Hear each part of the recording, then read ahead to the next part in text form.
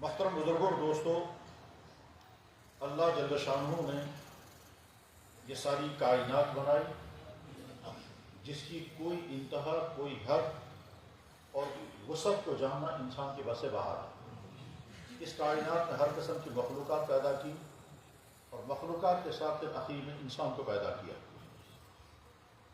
انسان کی زندگی کے لیے جن جن چیزوں کی ضرورت تھی اور ہے، انسان کو نہیں معلوم نہیں تھا۔ جب معلوم نہیں تھا تو وہ اس کا انتظام بھی نہیں کر سکتا تھا۔ انسان کو نہیں معلوم تھا کہ دنیا میں زندگی گزارنے کے لیے مجھے ہوا چاہیے، پانی چاہیے، غذا چاہیے، گرمی چاہیے، ٹھنڈک چاہیے، مکان بنانے کے لیے مٹیریل چاہیے، غذائیں چاہیے۔ یہ انسان کو معلوم نہیں تھا۔ جب معلوم نہیں تھا تو انتظام بھی نہیں کر سکتا تھا، اور اگر معلوم ہوتا تو انتظام کرنے کے وسائل اس کے پاس نہیں تھے، سورسز اس کے پاس نہیں تھے۔ انسان کو نہیں معلوم تھا کہ میرے جسم میں کیا کیا ہونا چاہیے جس کی مجھے ضرورت ہے۔ یعنی انسان نہیں جانتا تھا کہ میرے جسم میں آنکھیں ہونی چاہیے جن سے میں دیکھ سکوں۔ آنکھیں نہیں ہوں گی تو میری زندگی بڑی مشکلات کے شکار ہوگی۔ میرے جسم میں کان ہونے چاہیے جن سے میں سن سکوں۔ کان نہیں ہوں گے تو میری بڑی مشکلات ہوں گی۔ میرے جسم میں زبان ہونی چاہیے جس سے میں بول سکوں، نہیں ہوگی تو میں بول نہیں پاؤں گا اور مشکلات ہوں گی۔ میرے جسم میں دماغ ہونا چاہیے جس سے میں سوچ سکوں، نہیں ہوگا تو طرح طرح کی مشکلات کے شکار ہوں گی۔ میرے جسم میں کیا کیا ہونا چاہیے، کتنی چیزیں ہونی چاہیے، انسان کو نہیں معلوم تھا۔ جب معلوم نہیں تھا تو وہ مطالبہ بھی نہیں کر سکتا تھا، مانگ بھی نہیں سکتا تھا۔ ارینج کرنے کا تو سوال ہی نہیں، وہ کہاں سے ارینج کرتا، اس کے بعد وسائل ہی نہیں تھے۔ تو نہ یہ انسان کو معلوم تھا کہ باہر سے کیا ہونا چاہیے، نہ انسان کو معلوم تھا کہ اندر کیا ہونا چاہیے اور زندگی گزارنی۔ اللہ نے یہ تمام انتظامات کیے، باہر جو کچھ ہونا چاہیے تو سارا انتظام کیا۔ ہوا کے بغیر انسان ایک منٹ زندگی نہیں گزار سکتا، اور ہوا بھی نہیں، ہوا نہیں، آکسیجن۔ یہ تو پہلے زمانے میں سادہ زمانہ تھا، انفارمیشن کا دور نہیں تھا، سائنسی تحقیقات کا زمانہ نہیں تھا۔ اس زمانے میں اتنا کہتے تھے ہوا کے بغیر انسان زندہ نہیں رہ سکتا۔ آج یہ نہیں کہتے، آج کہتے ہیں ہوا نہیں، آکسیجن چاہیے، اور آکسیجن کے بغیر انسان زندہ نہیں رہ سکتا۔ اور اسے تجربات بھی ہوتے رہتے ہیں۔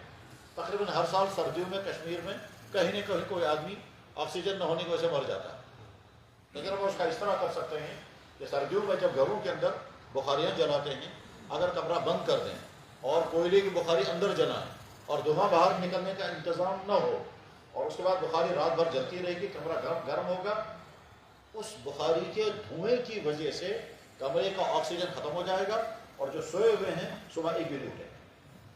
یہ بات صحیح ہے؟ بالکل صحیح، یہ بات سمجھ میں آتی ہے؟ بالکل جناب۔ اس کے معنی یہ ہے کہ ہمیں ہوا ہی نہیں چاہیے، ہوا کی خاص قسم چاہیے، اس کا نام ہے آکسیجن۔ حالانکہ اس کمرے میں گیس موجود ہے، مگر وہ گیس کاربن ڈائی آکسائڈ ہے۔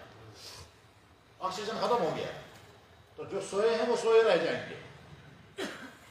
اس کے معنی یہ ہے کہ اس انسان کو زندہ رکھنے کے لیے اللہ نے آکسیجن کا ایک بڑا لمبا نظام کھڑا کیا ہے، جس کو عام آدمی نہیں، بہت پڑھے لکھے انسان بھی نہیں جانتے ہیں۔ ہاں، جو سائنسی تحقیقات کے ماہر ہوں گے ان کو تھوڑا سا پتہ چل جاتا ہوگا کہ انتظام کتنا بڑا ہے۔ کہاں اللہ تعالیٰ شاموں یہ ہوا پیدا کرتے ہیں، پھر اس ہوا کے اندر آکسیجن کہاں جنریٹ ہوتا ہے، پھر وہ فضا میں کیسے شامل ہو جاتا ہے، پھر یہاں سے وہ کاربن ڈائی آکسائڈ کی جو دوسری گیس ہے وہ کیسے بنتی ہے، اور اس کے بعد ان دونوں کو برابر کیسے کرتے ہیں، پھر کاربن ڈائی آکسائڈ کی ضرورت کہاں ہے اور وہ کہاں استعمال ہوتی ہے، اور آکسیجن کہاں سے نکل کر آتی ہے اور انسانوں تک کیسے پہنچتی ہے، اسی ترین نظام ہے۔ اور اس کا اندازہ آپ کس سے ہوگا کہ سردیوں میں کمرہ بند کر کے رکھتے ہیں، 24 گھنٹے بند رکھتے ہیں، اور کھڑکیاں بھی نہیں کھولتے، دروازہ بھی نہیں کھولتے، سبزی اندر نہیں آنی چاہیے، کمرہ ٹھنڈا ہوگا۔ 24 گھنٹے کمرہ بند رہتا ہے۔ پھر رات کو اسی کمرے کے اندر لوگ سر کے اوپر لحاف لے کر کے سوتے ہیں، کھڑکیوں دروازوں پر پالیتھین پہ لٹکاتے ہیں، اس کا مطلب باہر کی ہوا بالکل اندر نہیں آنے دے رہے ہیں۔ اس کے باوجود اللہ تعالیٰ شانہ اس کمرے کے اندر اتنی آکسیجن کا سٹاک کر دیتے ہیں کہ سوئے ہوئے انسان کا منہ بھی بند ہے، سر کے اوپر لحاف ہے، پھر بھی 6-7 گھنٹے تک اس کو اتنی آکسیجن سپلائی ہو رہی ہے جس سے وہ صبح کو زندہ حالت ہے۔ اور یہ ہوا ہے، چاہے ہمیں سمجھ میں آئے یا نہ آئے، تبھی تو زندہ اٹھائی ہے۔ اب کیسے اللہ تعالیٰ شانو کمرے کے اندر، حتیٰ کہ اگر کہیں زمین کے اندر کوئی کمرہ ہوگا وہاں بھی پہنچا دیتے ہیں، یہ کیسے پہنچ جاتی ہے؟ کیا اللہ کا لیکن ہے؟ تو اللہ نے انسان کی زندگی گزارے ہوا کا انتظام کیا. پانی کے بغیر زندگی نہیں گزر سکتی، پانی کے بغیر زمین سے کچھ اگے گا نہیں، پانی کے بغیر جانور زندہ نہیں رہیں گے، پانی کے بغیر انسان زندہ نہیں رہیں گے. تو پانی کا پورا انتظام کیا. اور وہ آج کا جو علم ہے، سائنسی علم، اس میں ایک شعبہ پڑھایا جاتا ہے واٹر سائیکلنگ. اس واٹر سائیکلنگ کو جب ڈیٹیل کے ساتھ انسان پڑھتا ہے تب پتہ چلتا ہے کہ پانی کہاں سے چل کر کس کس طرح سے ہوتے ہوئے ہم تک پہنچتا ہے. وہ بہت لمبا نظام ہے. اس لمبے نظام کے بعد ہم تک یہ پانی پہنچتا ہے، اور ایک ہی پانی پہنچتا ہے جس سے ہم سیراب بھی ہوتے ہیں، بدن بھی دھلتا ہے، زمین کی ضرورتیں پوری ہو رہی ہیں، جانوروں کی ضرورتیں پوری ہو رہی ہیں. اور کہیں پانی کہیں برف کی شکل میں ہے، کہیں چشموں کی شکل میں ہے. وہ پانی آتا ہے، ملکوں کا سیراب کرتا ہے، سیراب کرتا ہوا ایک ملک سے گزر کر دوسرے ملک تک پہنچتا ہے. تو اس طرح سے زندگی چل رہی ہے. غرض انسان کو مکان بنانے تھے، انسان کو نہیں معلوم تھا مکان بنانے کے لیے مجھے مٹیریل کہاں سے ملے گا. اللہ نے اس کے لیے مٹی بنائی، پتھر بنائے، لوہا بنایا، یہ سارے جنگلات اسی لیے ہیں. اور اس کے نتیجے میں انسانوں کا مکان بن رہے ہیں. انسانوں کو کپڑوں کی ضرورت تھی، اللہ نے اسی زمین کے اندر سے کاٹن پیدا کیا اور طرح طرح کی چیزیں، جانوروں کی بدن پر خون پیدا کی، نتیجے میں انسان کی دوائی کی ضرورت پوری ہوتی ہے. تو باہر جتنا کچھ ہونا چاہیے تھا وہ سارا اللہ نے انتظام. ہاں گرمی اور سردی چاہیے، ہیٹنگ چاہیے. وہ ہیٹنگ بھی اتنی ہونی چاہیے کہ انسان برداشت کر سکے. اگر ہیٹنگ زیادہ ہو جائے گی انسان برداشت نہیں کر پائے گا، جل جائے گا. اور اگر مائنس زیادہ ٹمپریچر چلا جائے گا تو انسان کلفی جم جائے گی. تو اللہ جل شانہ سردی اور گرمی کو اتنا بیلنس کے ساتھ چلاتے ہیں کہ زمین کے انسان بھی بس رہے ہیں، مخلوقات بھی زندگی گزار رہی ہے. اور جہاں امبیلنس ہے، یعنی جہاں سردیاں زیادہ ہیں، وہاں کوئی مخلوق نہیں، سائبیریا ہے، وہاں زندگی نہیں گزار سکتے ہیں. وہاں تو اوپر آسمان ہے، نیچے براتا ہے، اور وہ برا ہمیشہ ہزاروں سال سے ویسے ہی ہے، اسے وہاں کوئی آبادی نہیں ہے. تو غرض ہے کہ زندگی گزارنے کے لیے باہر سے جو کچھ چاہیے اللہ نے وہ سارا انتظام کیا. اور اس تفصیل کو قرآن کریم میں اللہ تعالیٰ تفصیل کے ساتھ بیان فرماتے ہیں. میں نے انسانوں کی ضرورتیں پورا کرنے کے لیے کیا کیا پیدا کیا. آسمان کا تذکرہ، زمین کا تذکرہ، جانوروں کا تذکرہ، پھلوں کا تذکرہ، زمین سے اگنے والی چیزوں کا تذکرہ، پھر وہ اناجوں کا تذکرہ، پھر رات اور دن کا تذکرہ. یہ سارا قرآن میں اللہ تعالیٰ بیان کرتے ہیں میں نے تمہارے لیے کیا کیا کیا. اچھا، اس باڈی کے اندر جو کچھ ہونا چاہیے تھا ہمیں نہیں معلوم تھا، لیکن اللہ تعالیٰ نے جسمانی ضرورتوں کو ٹھیک طرح سے پورا کرنے کے لیے پورا نظام بنایا. آنکھوں کا نظام، کانوں کا نظام، سننے کا، دیکھنے کا، سوچنے کا، چلنے کا، نرو سسٹم، میموری سسٹم، سوچنے کا سسٹم، تھنکنگ کا قسم. ایک باڈی کے اندر سینکڑوں نظام بیک وقت کام کرتے ہیں، سینکڑوں. خون بن رہا ہے، وہ سرکولیٹ ہو رہا ہے. مردوں کے جسم میں منی بن رہی ہے، عورتوں کے جسم میں ایگ بن رہے ہیں، پسینہ بن رہا ہے، آنکھ کے اندر تری پیدا ہو رہی ہے، منہ کے اندر پانی پیدا ہو رہا ہے، اندر پیشاب تیار ہو رہا ہے، کھانا کھایا ڈائجسٹ ہو رہا ہے، وہ ڈائجسٹ ہونے کے بعد وہ فضلہ جو ہے وہ باہر نکل جاتا ہے، خون تیار ہو رہا ہے. عورتوں کے جسم میں جو بننا چاہیے وہ ہو رہا ہے. ماں غذا کھا رہی ہے، اس کی چھاتی میں دودھ بن رہا ہے. رات کا وقت آ گیا، نیند چاہیے، نیند کا سسٹم اللہ نے کھڑا کر دیا. اس نیند کے دوران انسان کی باڈی کا ریپیئرنگ ہوتی ہے، وہ چل رہا ہے سارا نظام. بیک وقت ایک باڈی کے اندر سینکڑوں سسٹم کام کر رہے ہوتے ہیں، تب ہم زندگی گزارتے ہیں. حتیٰ کہ اس باڈی کے اندر کمیونیکیشن کا پورا سسٹم کام کر رہا ہے، مواصلات. اور وہ سمجھ میں ایسے آئے گا، ڈیٹیل تو بیان نہیں کر سکتے کیونکہ اگلی بات بیان کرنی ہے. تھوڑا سا سمجھانے کے لیے میں مثال بیان کرتا ہوں. فرض کیجیے ہم رات کو سوئے ہوئے ہوں، اتفاق سے ہم وہاں کھڑے تھے تو میرے پاؤں میں مچھر کاٹ رہے تھے. رات کو ہم سوئے ہوئے ہیں، ہم نے نہیں دیکھا کمرے کے اندر مچھر آ گئے، اندھیرا ہے، ہم سوئے ہوئے ہیں، مچھر نے پاؤں پر آ کر کاٹا. ٹھیک، دماغ کو فوراً پتہ چل جائے کہاں دشمن نے حملہ کیا. یا گردن پر یا پیشانی پر مچھر نے کاٹا، دماغ نے چیک کیا کہاں ہے یہ. نیند کے اندر ہی دماغ کو سگنل چلا گیا، دماغ نے نیند کے اندر ہی محسوس کر لیا کہاں پر ہے یہ. اسی نیند کے اندر دماغ نے ہاتھ کو آرڈر نکالا اور ہاتھ اپنی جگہ سے اٹھ کر ٹھیک وہیں پہنچے گا جہاں مچھر کاٹ رہا ہوگا، وہاں انسان اس کو کھجلانے لگے گا. ایسا ہی ہے، ایسا ہی ہوتا ہے. یہ کیسے ہو رہا ہے؟ ہم تو سوئے ہوئے ہیں، ہم نے تو مچھر نہیں دیکھا، اس کی آواز نہیں سنی، کیسے پتا چلا یہ سب؟ اللہ نے اس باڈی کے اندر کمیونیکیشن کا پورا نظام بن گیا۔ آپ کے کمر کے بیچ میں اتفاق سے جوں بیٹھی تھی اور اس نے کاٹا، آپ نے نہیں دیکھا، جو ہی اس نے کاٹا دماغ کو سگنل چلا گیا کسی نے دشمن نے حملہ کیا ہے، اور دماغ صاحب چیک کرے گا کہاں ہے یہ، اس کے بعد کہیں گے بھائی اب کیسے کھج جاؤں گا، تو اب ہاتھ وہاں پہنچے گا اور اس کے بعد اسی جگہ پر انسان کھج جائے گا، اور کھجانے کے لیے یہاں سے ناخن تیار۔ غرض ہے کہ انسان کی باڈی کے اندر جو جو کچھ ہونا چاہیے تھا اللہ نے سب کچھ رکھا۔ بہت لمبا نظام ہے، بہت ہی زیادہ لمبا نظام ہے۔ کاش انسانوں کے مزاج بنے کہ ہم اللہ کی قدرتوں کو سمجھنے والے بنے۔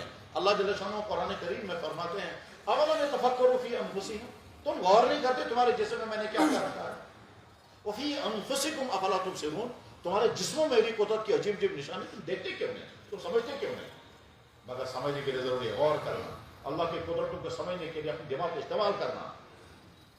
یہ جو ہمارے بھائی سکولوں کالجوں میں پڑھتے اور پڑھاتے ہیں، کاش ان کا دماغ کا استعمال ہو کہ وہ اللہ کی قدرتوں کے سامنے رکھ کر پڑھیں اور پڑھائیں، تو اللہ کے معرفت کے دروازے کھلیں۔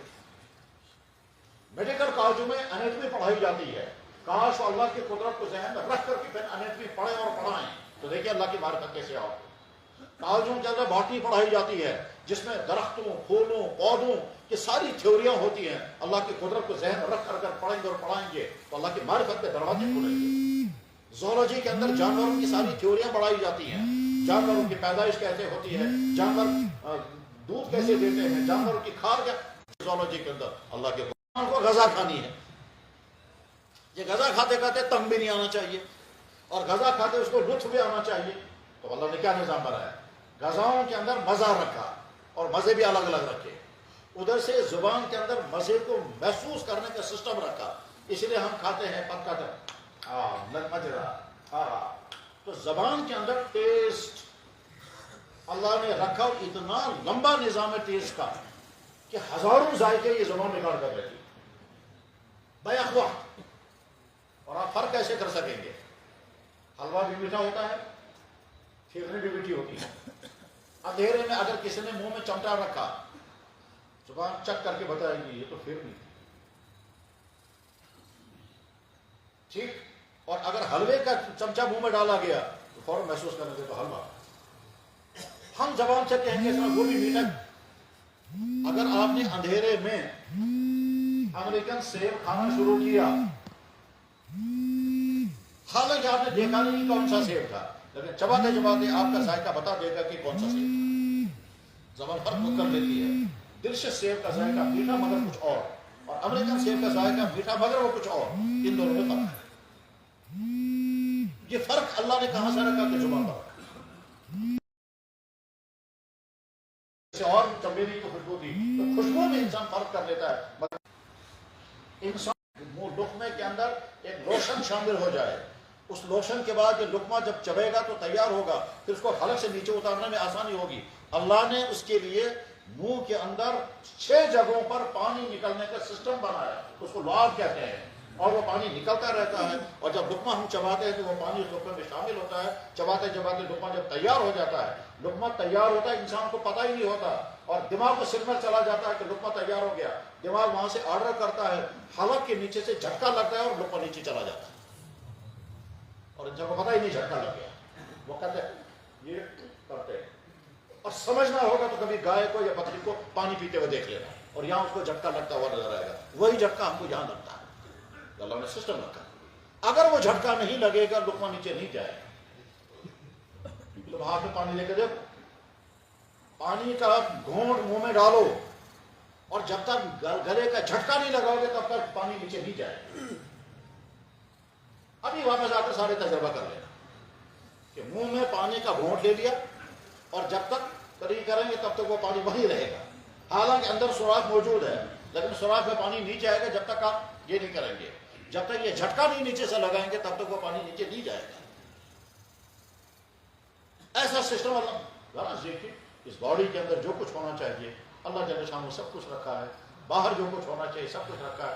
اب اللہ تعالیٰ شام کہتے ہیں میرے بندے، میں نے تیرے لیے زمین بچھائی، اس میں ہر قسم کی غذائیں تیرے لیے پیدا کی، میں نے آسمان بلند کیا، وہاں سے پانی برسایا، میں نے تیرے لیے جانور پیدا کیے، وہ جانور تم کو طرح طرح کے فائدے دے رہے ہیں، میں نے تمہارے جسم کے اندر سب کچھ رکھا، دیکھنے کو آنکھیں، بولنے کو زبان، سننے کو کان، सोचने के लिए दिमाग, चलने के लिए पाँव, नर्व सिस्टम, ये जो हम ये करते हैं ये इसलिए करते हैं कि हमारा नर्व सिस्टम काम कर रहा है। इसलिए जब इंसान मर जाता है और नर्व सिस्टम बैठ जाता है तो हाथ ऐसे हो जाएंगे, ये फिर मुड़ते भी नहीं। क्यों? नर्व सिस्टम बैठ गया। और कभी इंसान जिंदा होता है और नर्व सिस्टम बैठ जाता है तो हाथ ऐसे हो जाता है कि मुड़ते ही नहीं बात है। इसका मतलब हर वक्त हमारा नर्व सिस्टम काम कर रहा है। ठीक, और समझोगे इंसान की आंख के ऊपर ये जो कवर है, ये खुलता और बंद होता है, खुलता और बंद होता है, और सैकड़ों मरतबा, क्या शायद हजारों मरतबा मेडिकल में बताया जाता होगा कि ये आंख का कवर ऊपर से कितनी मरतबा खुलता और बंद होता है। ये अल्लाह ने निजाम रखा है, क्योंकि आंख के अंदर जो गर्दो गुबार आएगा उस गर्दो गुबार को वाइपर के जरिए से साफ करना है, और अंदर आंख के अंदर तरावट रखनी है। तरावट के लिए अल्लाह ने दिमाग के अंदर एक टंकी रखी है, उस टंकी से पानी थोड़ा थोड़ा नीचे आता रहता है, इसलिए आंख अंदर से तर रहती है, और अगर कभी ओवरफ्लो हो गया तो आंसू निकल आता है। ये जो अंदर से पानी, उस आंसू के अंदर अल्लाह ने नमक रखा है। जिसे तुमने अगर कभी देखा होगा, अगर वो आंख का आंसू जबान पर आ जाए तो जबान फौरन महसूस करती है कि नमकीन है। उस आंसू के अंदर नमक कहां से आ गया? क्यों नमक रखा उसने? इसलिए कि वो यहां ड्रेन से अंदर चला जाएगा बैदे तक, तो नमकीन बनाकर पहुंचा दिया। उस नमकीन पानी के कतरे, आंसू के कतरे से इंसान की बॉडी को फायदा पहुंचता है। तो अल्लाह जल्ल शान ने इस इंसान को पैदा किया, इस इंसान की जिस्म के अंदर की सारी जरूरतें पूरी कर दी। खाना खाना है, खाना खाने के लिए अल्लाह ने क्या किया?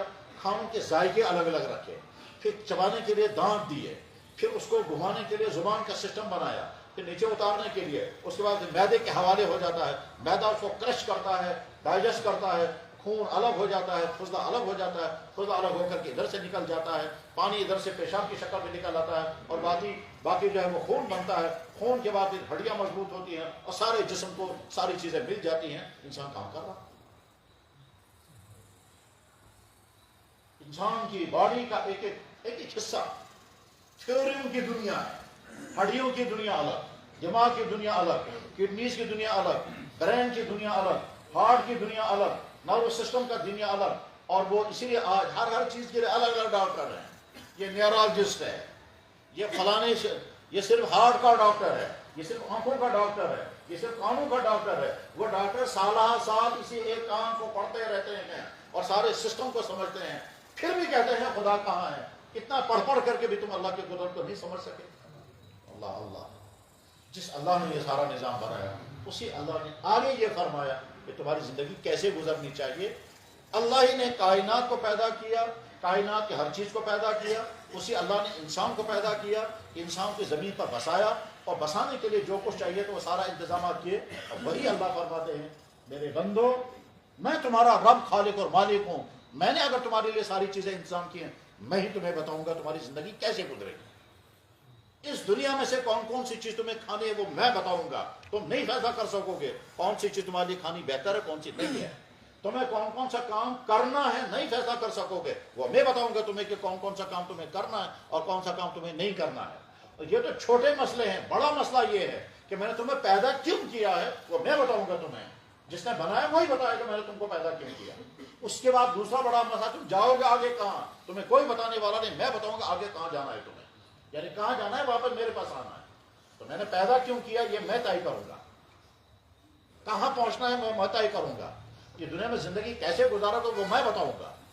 तुम्हारे सामने एक औरत आएगी वो तुम्हारी माँ होगी, दूसरी औरत आएगी वो तुम्हारी बीवी होगी, तीसरी औरत आएगी वो तुम्हारी बहन होगी, एक और होगी वो तुम्हारी फूफी खाला होगी, एक और होगी वो तुम्हारी बेटी होगी। तुम नहीं फैसला कर सकोगे किसके साथ मुझे क्या करना है, वो मैं तय करके बताऊंगा। तुम्हारे घर में जवान बहन होगी, तुम गैर शादीशुदा होंगे, अब तुम्हें बीवी की जरूरत है। हो सकता है तुम अपनी अकल से अगर सोचने लगोगे, तुम कहोगे मेरी बहन को उस घर में जो कुछ करना है मैं अपने घर में रख करके खुद ही कर दूंगा, मैं अपनी बहन किसी और को दे दूंगा, वो जो उसके साथ करेगा वो मैं खुद ही कर लूंगा, मैं क्यों अजनबी की औरत को लाऊंगा। अगर तुम्हारी अकल ये करने लगेगी, बात समझ में आ रही मैं क्या समझा रहा हूं। यानी अगर इंसान अपनी अकल से फैसला करने लगेगा तो क्या कहेगा, मेरे घर में जो मेरी वफादार बहन है ये कैसी बेवकूफी की बात है, मैं किसी और को दे दूंगा, और उससे कहूंगा यार किसी और की बहन मुझे ला करके दे दो ताकि मैं उसके साथ प्राइवेट जिंदगी गुजारूं। इससे बेहतर तो यही है ना कि ये जो मेरी बहन बचपन से मेरे घर में रह रही है, मैं उसका सगा भाई वफादार, وہ میری سگی بہن مجھ سے محبت کرنے والی، نہ ساس بہو کا جھگڑا ہوگا نہ بیوی کے جھگڑے ہوں گے، ہم دونوں پرائیویٹ زندگی بھی گزاریں گے ویسے ہی جیسے اس بہن کو وہاں اجنبی مرد کے ساتھ زندگی گزارنی ہے، لہذا میرا اسی کے نام نکاح کر دو، تمہاری عقل یہ فیصلہ کرتی۔ میں نے نظام اپنے ہاتھ میں رکھا۔ تمہارے گھر میں جانور ہیں، ایک بھیڑو ہے، ایک بکری ہے، ایک بلی ہے، ایک کتا ہے، تم نہیں فیصلہ کر سکو گے ان میں سے کس جانور کے ساتھ مجھے کیا کرنا ہے، کس کا گوشت کھانا ہے کس کا نہیں، کس کا دودھ پینا ہے کس کا نہیں، کس کی کھال تمہارے لیے کیسی ہے، تم نہیں فیصلہ کر سکو گے۔ باڈی کے اندر، جانور کے اندر 4 چیزیں ہیں، گوشت، بکری کے اندر 4 چیزیں ہیں، گوشت ہے، خون ہے، دودھ ہے اور پیشاب ہے، تم فیصلہ نہیں کر سکو گے ان میں سے کون سی چیز مجھے استعمال کرنی ہے، کون سی چیز مجھے بچنا ہے۔ تم کہو گے گوشت مزیدار ہے یہ بھی کھائیں گے، دودھ بڑا مزیدار ہے یہ بھی پئیں گے، جب دودھ مزیدار لکوڈ ہے وہ پئیں گے تو خون بھی پئیں گے، پیشاب بھی پئیں گے، تم فیصلہ نہیں کر سکو۔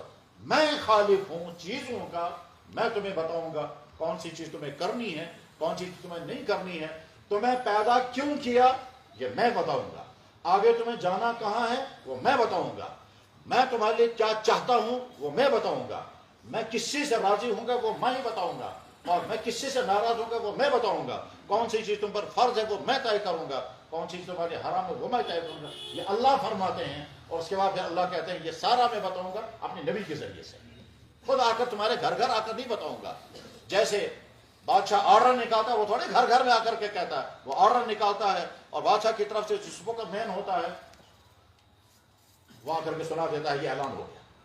سیم اسی طرح سے اللہ فرماتے ہیں میں اس کائنات کے انسانوں کو پیدا کرنے والا ہوں اور میں ہی کائنات کے انسانوں کے لیے طے کرنے والا ہوں تمہاری زندگی کیسے گزری ہے۔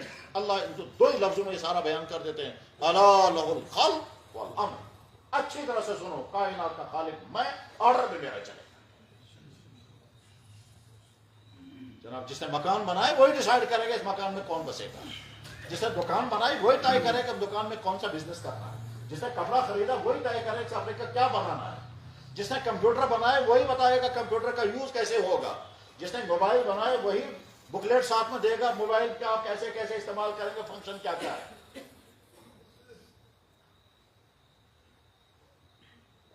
جس کاندروں نے آٹا لایا وہی کاندروں طے کرے گا اس آٹے کا کیا بنانا ہے، جس سونار نے سونا لایا وہی طے کرے گا اس سونار کا کیا بنانی ہے کیا بنانی ہے، کیونکہ وہی مالک ہے اس کا، وہ تو ضابطہ ہے۔ بس ٹھیک اسی طرح سے جس اللہ نے کائنات کو بنایا، جس اللہ نے اس کائنات کے اندر انسان کو بسایا، جس اللہ نے اس انسان کی ساری ضروریات پوری کی، جس اللہ نے اس انسان کو مانگے بغیر وہ سب کچھ دیا جو اسے چاہیے تھا، وہی اللہ طے کرے گا کہ تمہاری آنکھ میں نے بنائی اسے کون سی چیز تم دیکھو گے کون سی نہیں دیکھو گے، تمہارا کان میں نے بنایا اسے سننے کا کب کرو بھائی طے کروں گا اس کام سے کیا کہ تمہیں سننا کیا نہیں سننا۔ میں نے تم کو جوانی دی، اس جوانی کے اندر میں نے بہت کچھ رکھا ہے، تمہارے اندر سیکچوئل پاور میں نے رکھا، جنسی قوت، میں طے کروں گا یہ جنسی قوت تمہیں کہاں استعمال کرنے اور کہاں کنٹرول کرنا ہے۔ کائنات کے چپے چپے پر میری بنائی ہوئی بے شمار چیزیں ہیں، میں بتاؤں گا تمہیں کون سی چیز استعمال کرنی ہے کون سی نہیں۔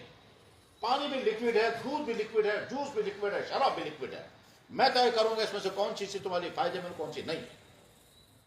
میاں بیوی کا نکاح ہو گیا، نکاح ہونے کے بعد تمہاری زندگی کیسی گزرے گی، پرائیویٹ زندگی کون سی حالت میں تم اپنی ملاقات کرو گے، کون سی حالت میں بیان ہے وہ میں طے کروں گا۔ قرآن نے صاف اعلان کر دیا جب عورت مینسز کی حالت میں ہوگی تو خبردار نزدیک مت جانا، یسألونک عن المحیض میں طے کروں گا، کیونکہ میں جانتا ہوں اس وقت اس عورت کی حالت کیا ہے، اور اس حالت میں اگر تم نے پرائیویٹ تعلقات قائم کیا تو تمہاری کیا مصیبت آئے گی اور کون سی بیماریاں تم کو لگیں گی اور اس عورت کی کیا تباہی ہو جائے گی۔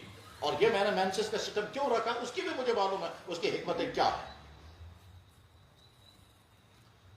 میں نے تمہارے اندر پیاس رکھی ہے، مردوں کے اندر عورتوں کی اور عورتوں کے اندر مردوں کی پیاس میں نے کیوں رکھی، یہ طلب کیوں رکھی، یہ بے قراری کیوں ہے، یہ جوانی کے اندر کیوں میلان ہوتا ہے فیمیل کی طرف، اور فیمیل کیوں چاہتی ہے میل کے قریب آئیں، یہ میں نے نظام رکھا ہے، اس کی وجہ ہوگی کچھ، اور میں نے ہی یہ سسٹم رکھا ہے، اور اس سسٹم کو پورا کرنے کے لیے اس کو سورسز جو میں نے پیدا کیے ہیں، جنسی چاہت میں نے پیدا کر دی، اس جنسی چاہت کو پورا کرنے کے لیے نکاح کے نظام بھی میں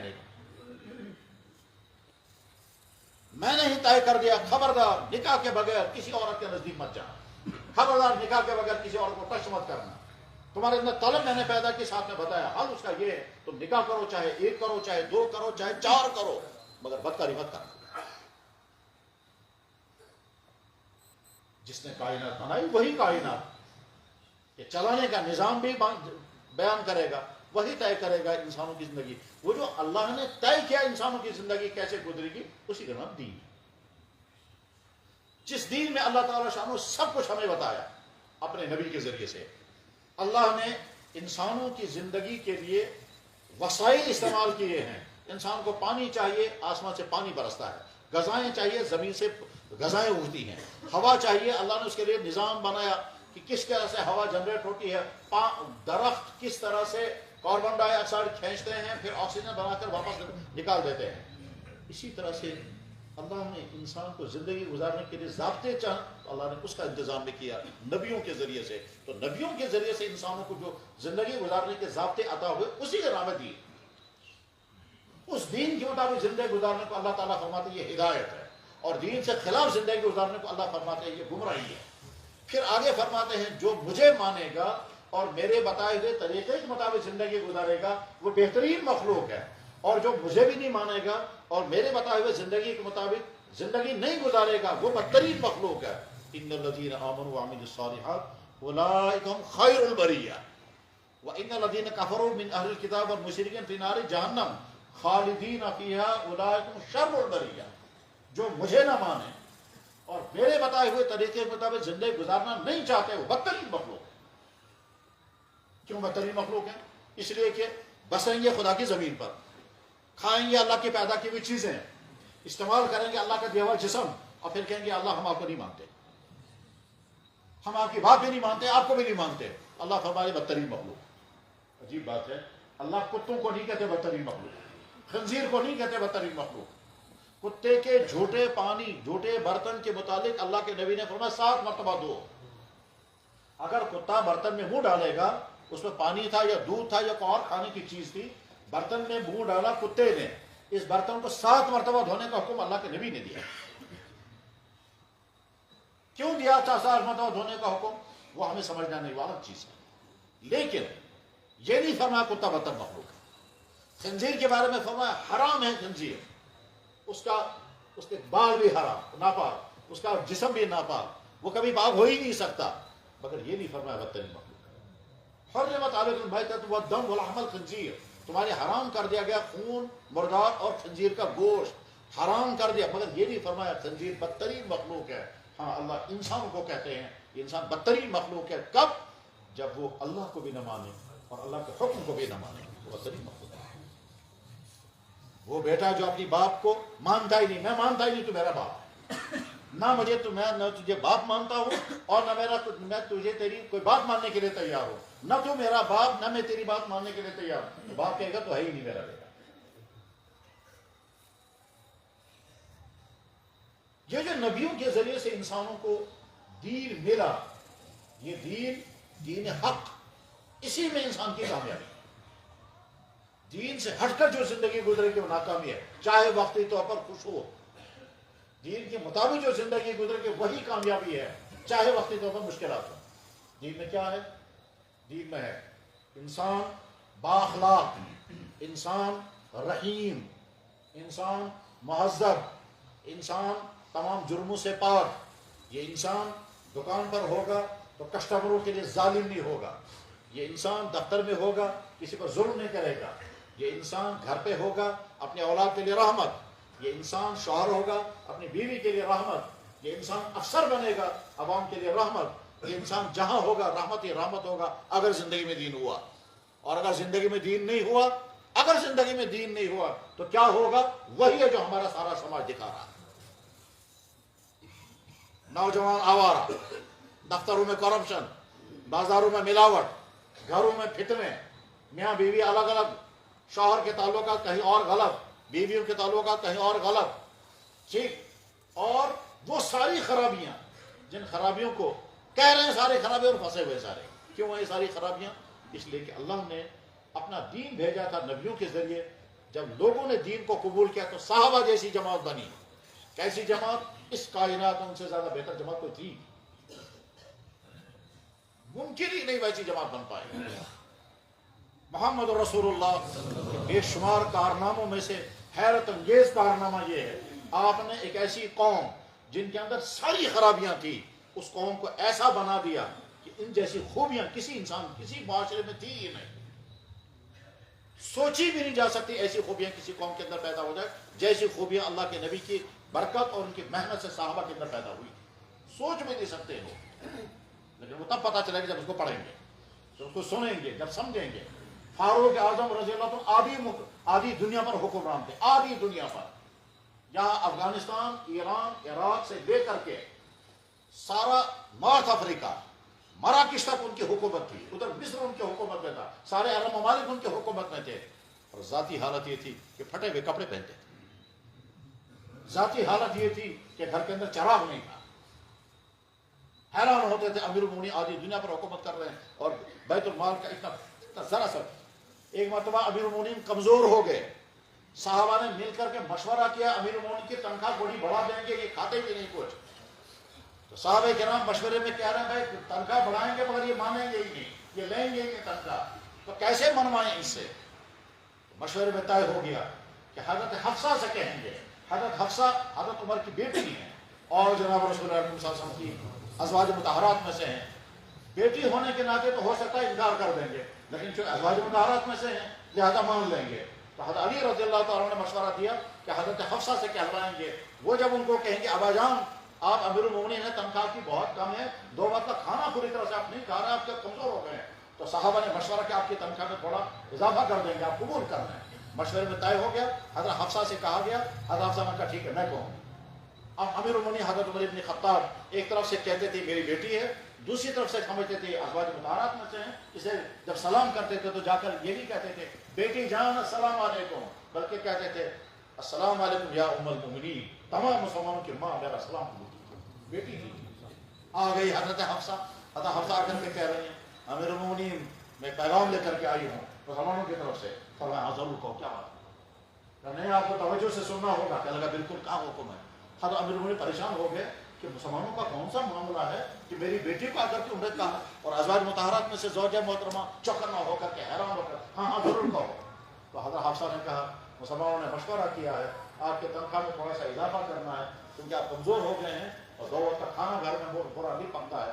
تو حضرت عمر بن خطاب رضی اللہ عنہ کہا آئے افسوس، اور حفصہ تو مسلمانوں کا کوئی کیس لے کر کے آتے تو میں سنتا تو میری بھیڑ کا مسئلہ لے کر آ گئی، خبردار تنخواہ میں اضافہ نہیں ہوگا، اتنی تنخواہ کافی لیتی۔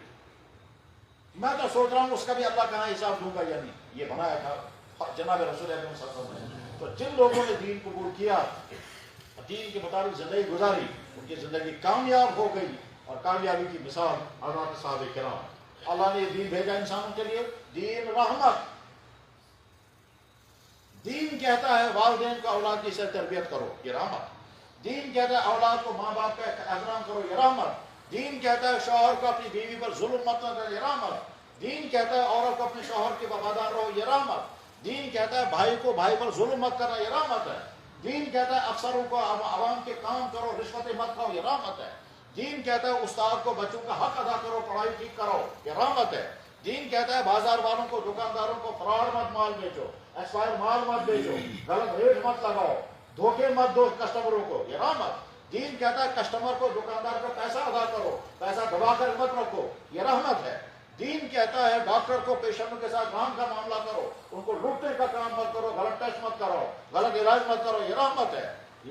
دین کہتا ہے پڑوسی کو پڑوسی کے ساتھ ہمدردی کا معاملہ کرو، یہ رحمت ہے۔ دین کہتا ہے خود نقصان برداشت کرو لیکن دوسرے کو نقصان مت کرو۔ دین کہتا ہے کسی پر ظلم مت کرو، نہ اپنے باپ پر، نہ اپنے ماں باپ پر، نہ اپنی اولادوں پر، نہ اپنی بیویوں پر، نہ اپنے پڑوسیوں پر، کسی پر ظلم مت کرو، یہ رحمت ہے۔ یہ رحمت ہی رحمت۔ دین کہتا ہے تمہیں زندگی آگے پہنچنی ہے اور اللہ کے سامنے حساب دینا ہے، ایک ایک عمل کا تمہیں حساب دینا ہوگا، اپنے عمل کا معائنہ کرو۔ دین کہتا ہے جوانی میں جتنی گندگیاں گندے کام ہوتے ہیں ان سے بچو، تمہاری جوانی بچ جائے گی۔ دین کہتا ہے جوانی میں ڈرگس آتے ہیں، غلط تعلقات آتے ہیں، بدکاری آتی ہیں، غلط پیچھا کرنا آتا ہے، غلط ریلیشنز آتے ہیں، ان سے بچو، یہ رحمت۔ دین کہتا ہے اپنی راتوں کو گندے کاموں میں مت گزارو اور اپنے دنوں کو، یہ رحمت۔ دین رحمت ہی رحمت ہے۔ مگر جب انسان دین سے دور ہوتا ہے تو پھر ظاہری طور پر کپڑے بھی ٹھیک ہیں، ٹپ ٹاپ بھی ہے، لیکن اندر کھوکھلے ہو چکے ہوتے ہیں، اور سماج میں ظلم ہوتا ہے، بدکاریاں ہوتی ہیں، برائیاں ہوتی ہیں، اور نہ جانے کیا کیا ہوتا ہے جو ہمارے سماج میں ہے۔ اور ہر جانتا کیا ہے صورت حال، نوجوان بچوں اور بچیوں کا حال کیا ہے سب کے سامنے، دفتروں کا برا حال کیسا ہے سب کے سامنے، لاکھوں کی دولت کا لاکھوں کی تنخواہیں لینے والا بے رشوت کے بغیر کام نہیں کرتا سب کے سامنے، دکاندار کس طرح سے ملاوٹ کرتا ہے، کسٹمروں کو دھوکہ دیتا سب کے سامنے، کسٹمر کس طرح سے لوگوں کے پیسے دبا کر کے بیٹھتے اور ادا نہیں کرتے سب کے سامنے، کوئی بھی طبقہ کورٹوں میں کیسے کیا کیا دھوکے چلتے ہیں اور کیا کیا کس طرح سے غلط پیسے کیے اور کرائے جاتے ہیں سب کے سامنے، ہسپتالوں میں کس طرح سے دوائیاں فراڈ بکتی ہیں اور کس طرح سے ایکسپائر دوائیاں استعمال ہوتی ہیں اور کس طرح سے غلط ٹیسٹ کرائے جاتے ہیں، کیا کیا سب کے سامنے، سکولوں میں نوبت جہاں تک پہنچ گئی کہ پڑھانے والا استاد اب استاد نے کچھ اور بن گیا۔ جب ایمان والوں کے پاس ایمان کی قدر رہے، جب دین کے، اور یہ تب ہوتا ہے جب دین کی محنت نہیں ہوتی، جب دین کی محنت نہیں ہوتی ہے تو پھر آہستہ آہستہ دین زندگیوں سے نکلتا جاتا ہے، اور اس کے بعد پھر کیا رہیں گے؟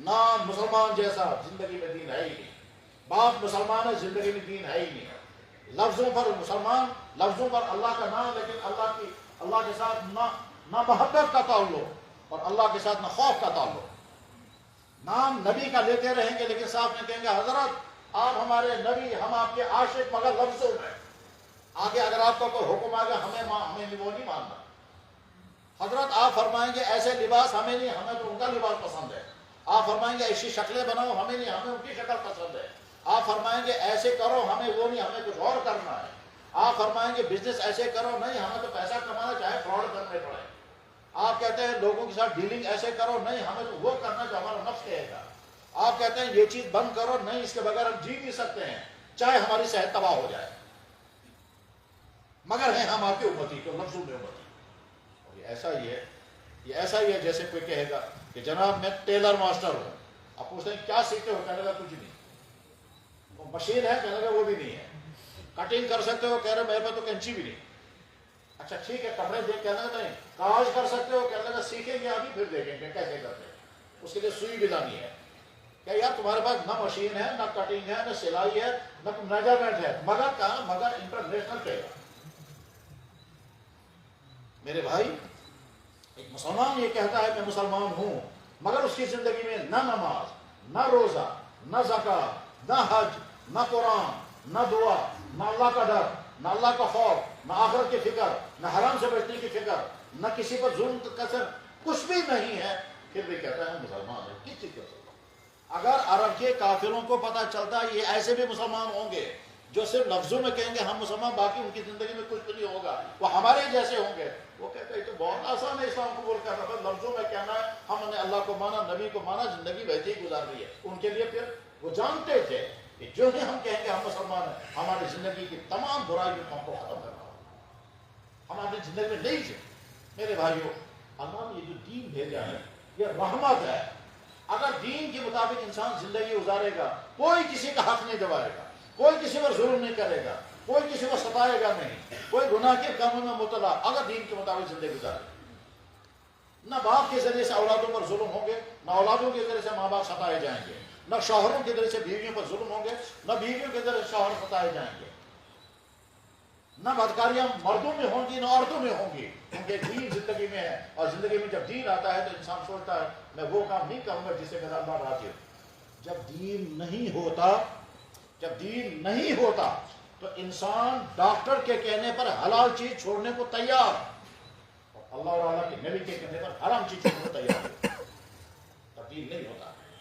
چھاتی خراب ہو گئی، ڈاکٹر کے پاس گئے، اس نے کہا ٹھنڈا پانی مت پینا، انہوں نے کہا جناب، لسی بھی مت پینا، انہوں نے کہا جناب، فریج کا واٹر مت پینا، کہنے لگا جناب، آئس کریم بھی مت کھانا، کہنے لگا جناب تسلیم، چھاتی خراب نہیں کروں گا، ٹھیک ہے۔ اللہ کے نبی فرمائے کہ شراب مت پینا، کہا میں نہیں مانتا، مجھے پینی تھی۔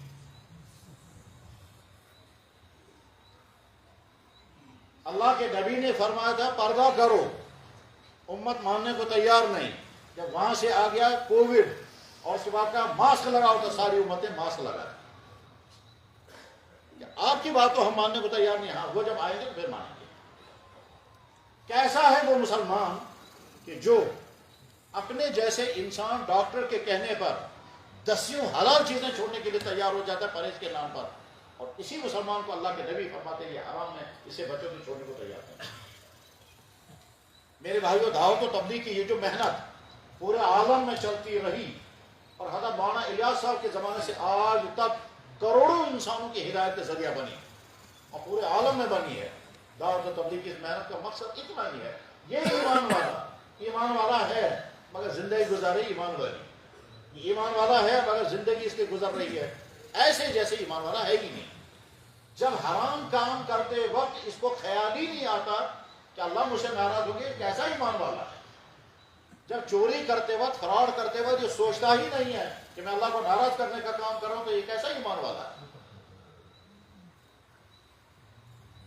کیوں ہوتا ہے ایسا؟ کیونکہ جب دین کی محنت نہیں ہوتی ہے تو پھر ڈھانچہ رہتا ہے، حقیقت اندر سے ختم ہو جاتی ہے۔ اس وقت ہم امت مسلمہ کا معاملہ یہی ہے کہ ڈھانچہ تو ہے، ڈھانچہ ہے، ہم مسلمان ہیں، ہمارا نام مسلمان ہے، میں مسلمان گھر میں پیدا ہوا، زندگی میں دین ہے یا نہیں اس کی پرواہ ہی نہیں۔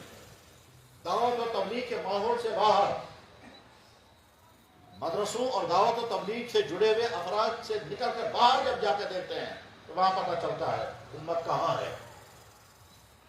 بازاروں میں، دفتروں میں، سکولوں میں، کالجوں میں، ہسپتالوں میں، کھیتوں اور جنگلوں میں، ٹریڈ مارکیٹوں میں امت مسلمہ کا حال کیا ہے، وہاں جا کے پتہ چلتا ہے۔ اور زیادہ اگر سمجھنا ہوگا، جب لوگ گھومنے کے لیے جاتے ہیں ان اچھی جگہوں پر جو اللہ نے خوبصورت جگہیں بنائی تھی، وہاں پتہ چلے گا کس طرح سے امت مسلمہ جرم در جرم کر رہی ہے، اور کس طرح سے امت مسلمہ ناچ میں، گانوں میں، عیاشیوں میں، شراب نوشیوں میں، بدکاریوں میں کس طرح سے مست ہے، اور یہ بھی پرواہ نہیں ہے کہ ہم اللہ کو ناراض کرنے کا کام کر رہے ہیں۔ اس سے آگے بڑھ کر کے پھر کہتے ہیں اس کی فلمیں بنا کر کے لوگوں کو دکھاتے ہیں ہم یہ کر رہے ہیں۔ اللہ معاف فرمائے، جب کسی جگہ کی امت مسلمہ کا حال یہ ہوتا ہے پھر کچھ عرصے تک تو اللہ دیکھ لیتے ہیں، اگر سدھار آ گیا تو ٹھیک، سدھار نہیں آیا تو بٹانے کا فیصلہ دیتے ہیں۔ اللہ اس سے پہلے امت کو توبہ کرنے کی توفیق عطا فرمائے۔ میرے بھائی، جو دعوت و تبلیغ کی یہ جو محنت ہے بالکل سیدھی سادی محنت ہے۔ ایمان والا ایمان والی زندگی گزارنے والا بنے، بس۔ یہ ایمان والی زندگی گزارنے والا کیسے بنے گا؟ جواب ہے اس بے ایمانی کی زندگی کے ماحول سے باہر نکل آؤ۔ یہ گھر کے ماحول میں، یہ سکول کالج کے ماحول میں، یہ بازار کے ماحول میں، یہ بزنس کے ماحول میں برائیوں میں ڈوب گیا ہے، اس کے ذہن سے ہی اللہ کا سی سی کیمرہ کے ڈر سے وہ جرم نہیں کرے گا، اور اللہ کا سی سی کیمرہ ہر وقت اسے دیکھ رہا ہے، اس کے پرواہ نہیں۔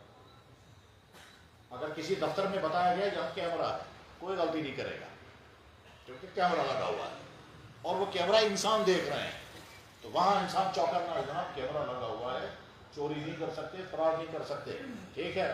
اللہ کا کیمرہ تو ہر وقت لگا ہوا ہے، وہ تو نہ اندھیرے کو دیکھتا ہے نہ روشنی، اس کے لیے تو پاور کی بھی ضرورت نہیں ہے، پاور نہیں، کیمرہ بیٹھا ہوا ہے۔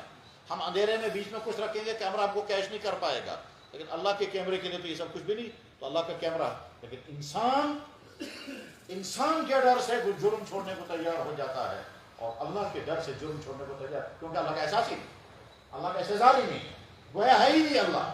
اللہ فرماتے ہیں بھائی انسانوں سے چھپنا چاہتے ہو، ان سے چھپ جاؤ، مجھ سے نہیں چھپ سکتے، یستخفون من الناس ولا یستخفون من اللہ، تم انسانوں سے چھپنا چاہتے ہو چھپ جاؤ گے، ان کے سامنے چھپ کر کے تم ڈرتے ہو، یہ نہیں دیکھنا چاہیے لوگ کیا کہیں گے، اگر پتا چلتا ہے لوگ کیا کہیں گے، اس سے تم ڈرتے چھوڑتے ہو، اور میں کیا کروں گا تیرے ساتھ، اس کا کوئی ڈر نہیں ہے، اور میں جو چاہے سو کر سکتا ہوں، مگر میرا ڈر نہیں۔ کیوں؟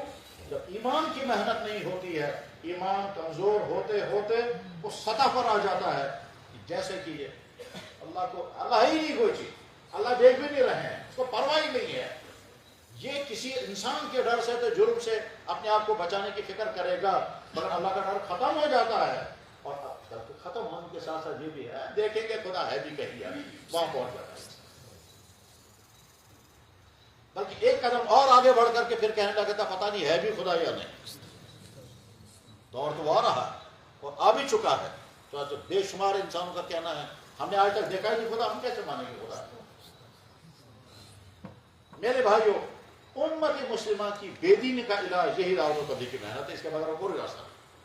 دعوت و تبلیغ کی یہ محنت دراصل انسان کے ماحول کو چینج کرنے کا نام ہے، اور جب ماحول چینج ہوتا ہے تو دیندار بننا بہت آسان ہے۔ انسان کی خاصیت یہ ہے کہ وہ ماحول سے متاثر ہوتا ہے، اور ماحول سے متاثر ہونے کا مطلب کیا ہے؟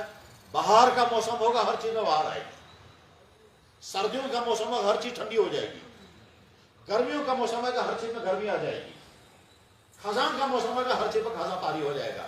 ابھی 1-1.5 مہینے کے بعد جو خزاں آنے لگے گا، ہم کتنی کوشش کریں پتے ہرے رہیں گے نہیں، وہ زرد ہو جائیں گے اور گر جائیں گے، کیونکہ خزاں کا موسم آ گیا۔ تو خزاں کے موسم کا ماحول ہر چیز کو خزاں رسیدہ، اور بہار کا موسم کا ماحول ہر چیز کو بہار آفری بنا دیتا ہے۔ سردیوں کا ماحول آئے گا تو ہر چیز کو سرد بنا دیتا ہے، اور گرمیوں کا ماحول آئے گا تو ہر چیز کو گرم۔ بس ٹھیک اسی طرح سے جب انسان بے دینی کے ماحول میں رہتا ہے تو بے دین بننا آسان ہے، اور جب بے دینی کے ماحول سے نکال کر اس کو دین کے ماحول میں لاتے ہیں، اس کے بعد دین کے ماحول میں جب اس کو چاروں طرف سے دین ہی دین ہوگا تو چند دنوں کے اندر اس کی زندگی میں دین کی بہار آ جاتی ہے۔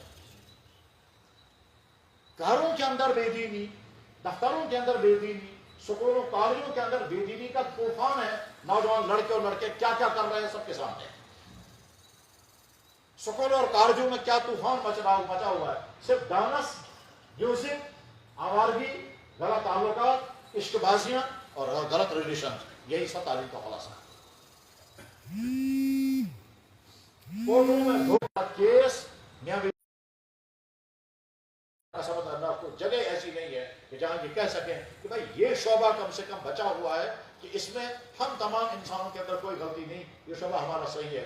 یعنی امت مسلمہ کا معاملہ یہ ہے، نہ نمازیں ہماری مکمل، نہ روزے ہمارے مکمل، نہ اخلاق ہمارا صحیح، نہ ہمارا کوئی بھی چیز نہیں۔ ہم گارنٹی نہیں دے سکتے ہیں کہ ہمارے معاشرے میں زناکاری نہیں، ہم گارنٹی نہیں دے سکتے کہ ہمارے معاشرے میں ڈرگس نہیں، ہم گارنٹی نہیں دے سکتے ہمارے معاشرے میں چوری نہیں، ہم گارنٹی نہیں دے سکتے ہمارے دفتروں میں کرپشن نہیں، ہم گارنٹی نہیں دے سکتے ہمارے بازاروں میں ملاوٹ دھوکہ نہیں، ہم گارنٹی نہیں دے سکتے کہ یہاں کے لوگ سارے کے سارے ادا کرنے والے، کوئی کسی کا پیسہ ہڑپ کرنے والا نہیں۔ ایک چیز کی بھی گارنٹی ہمارے پاس نہیں ہے۔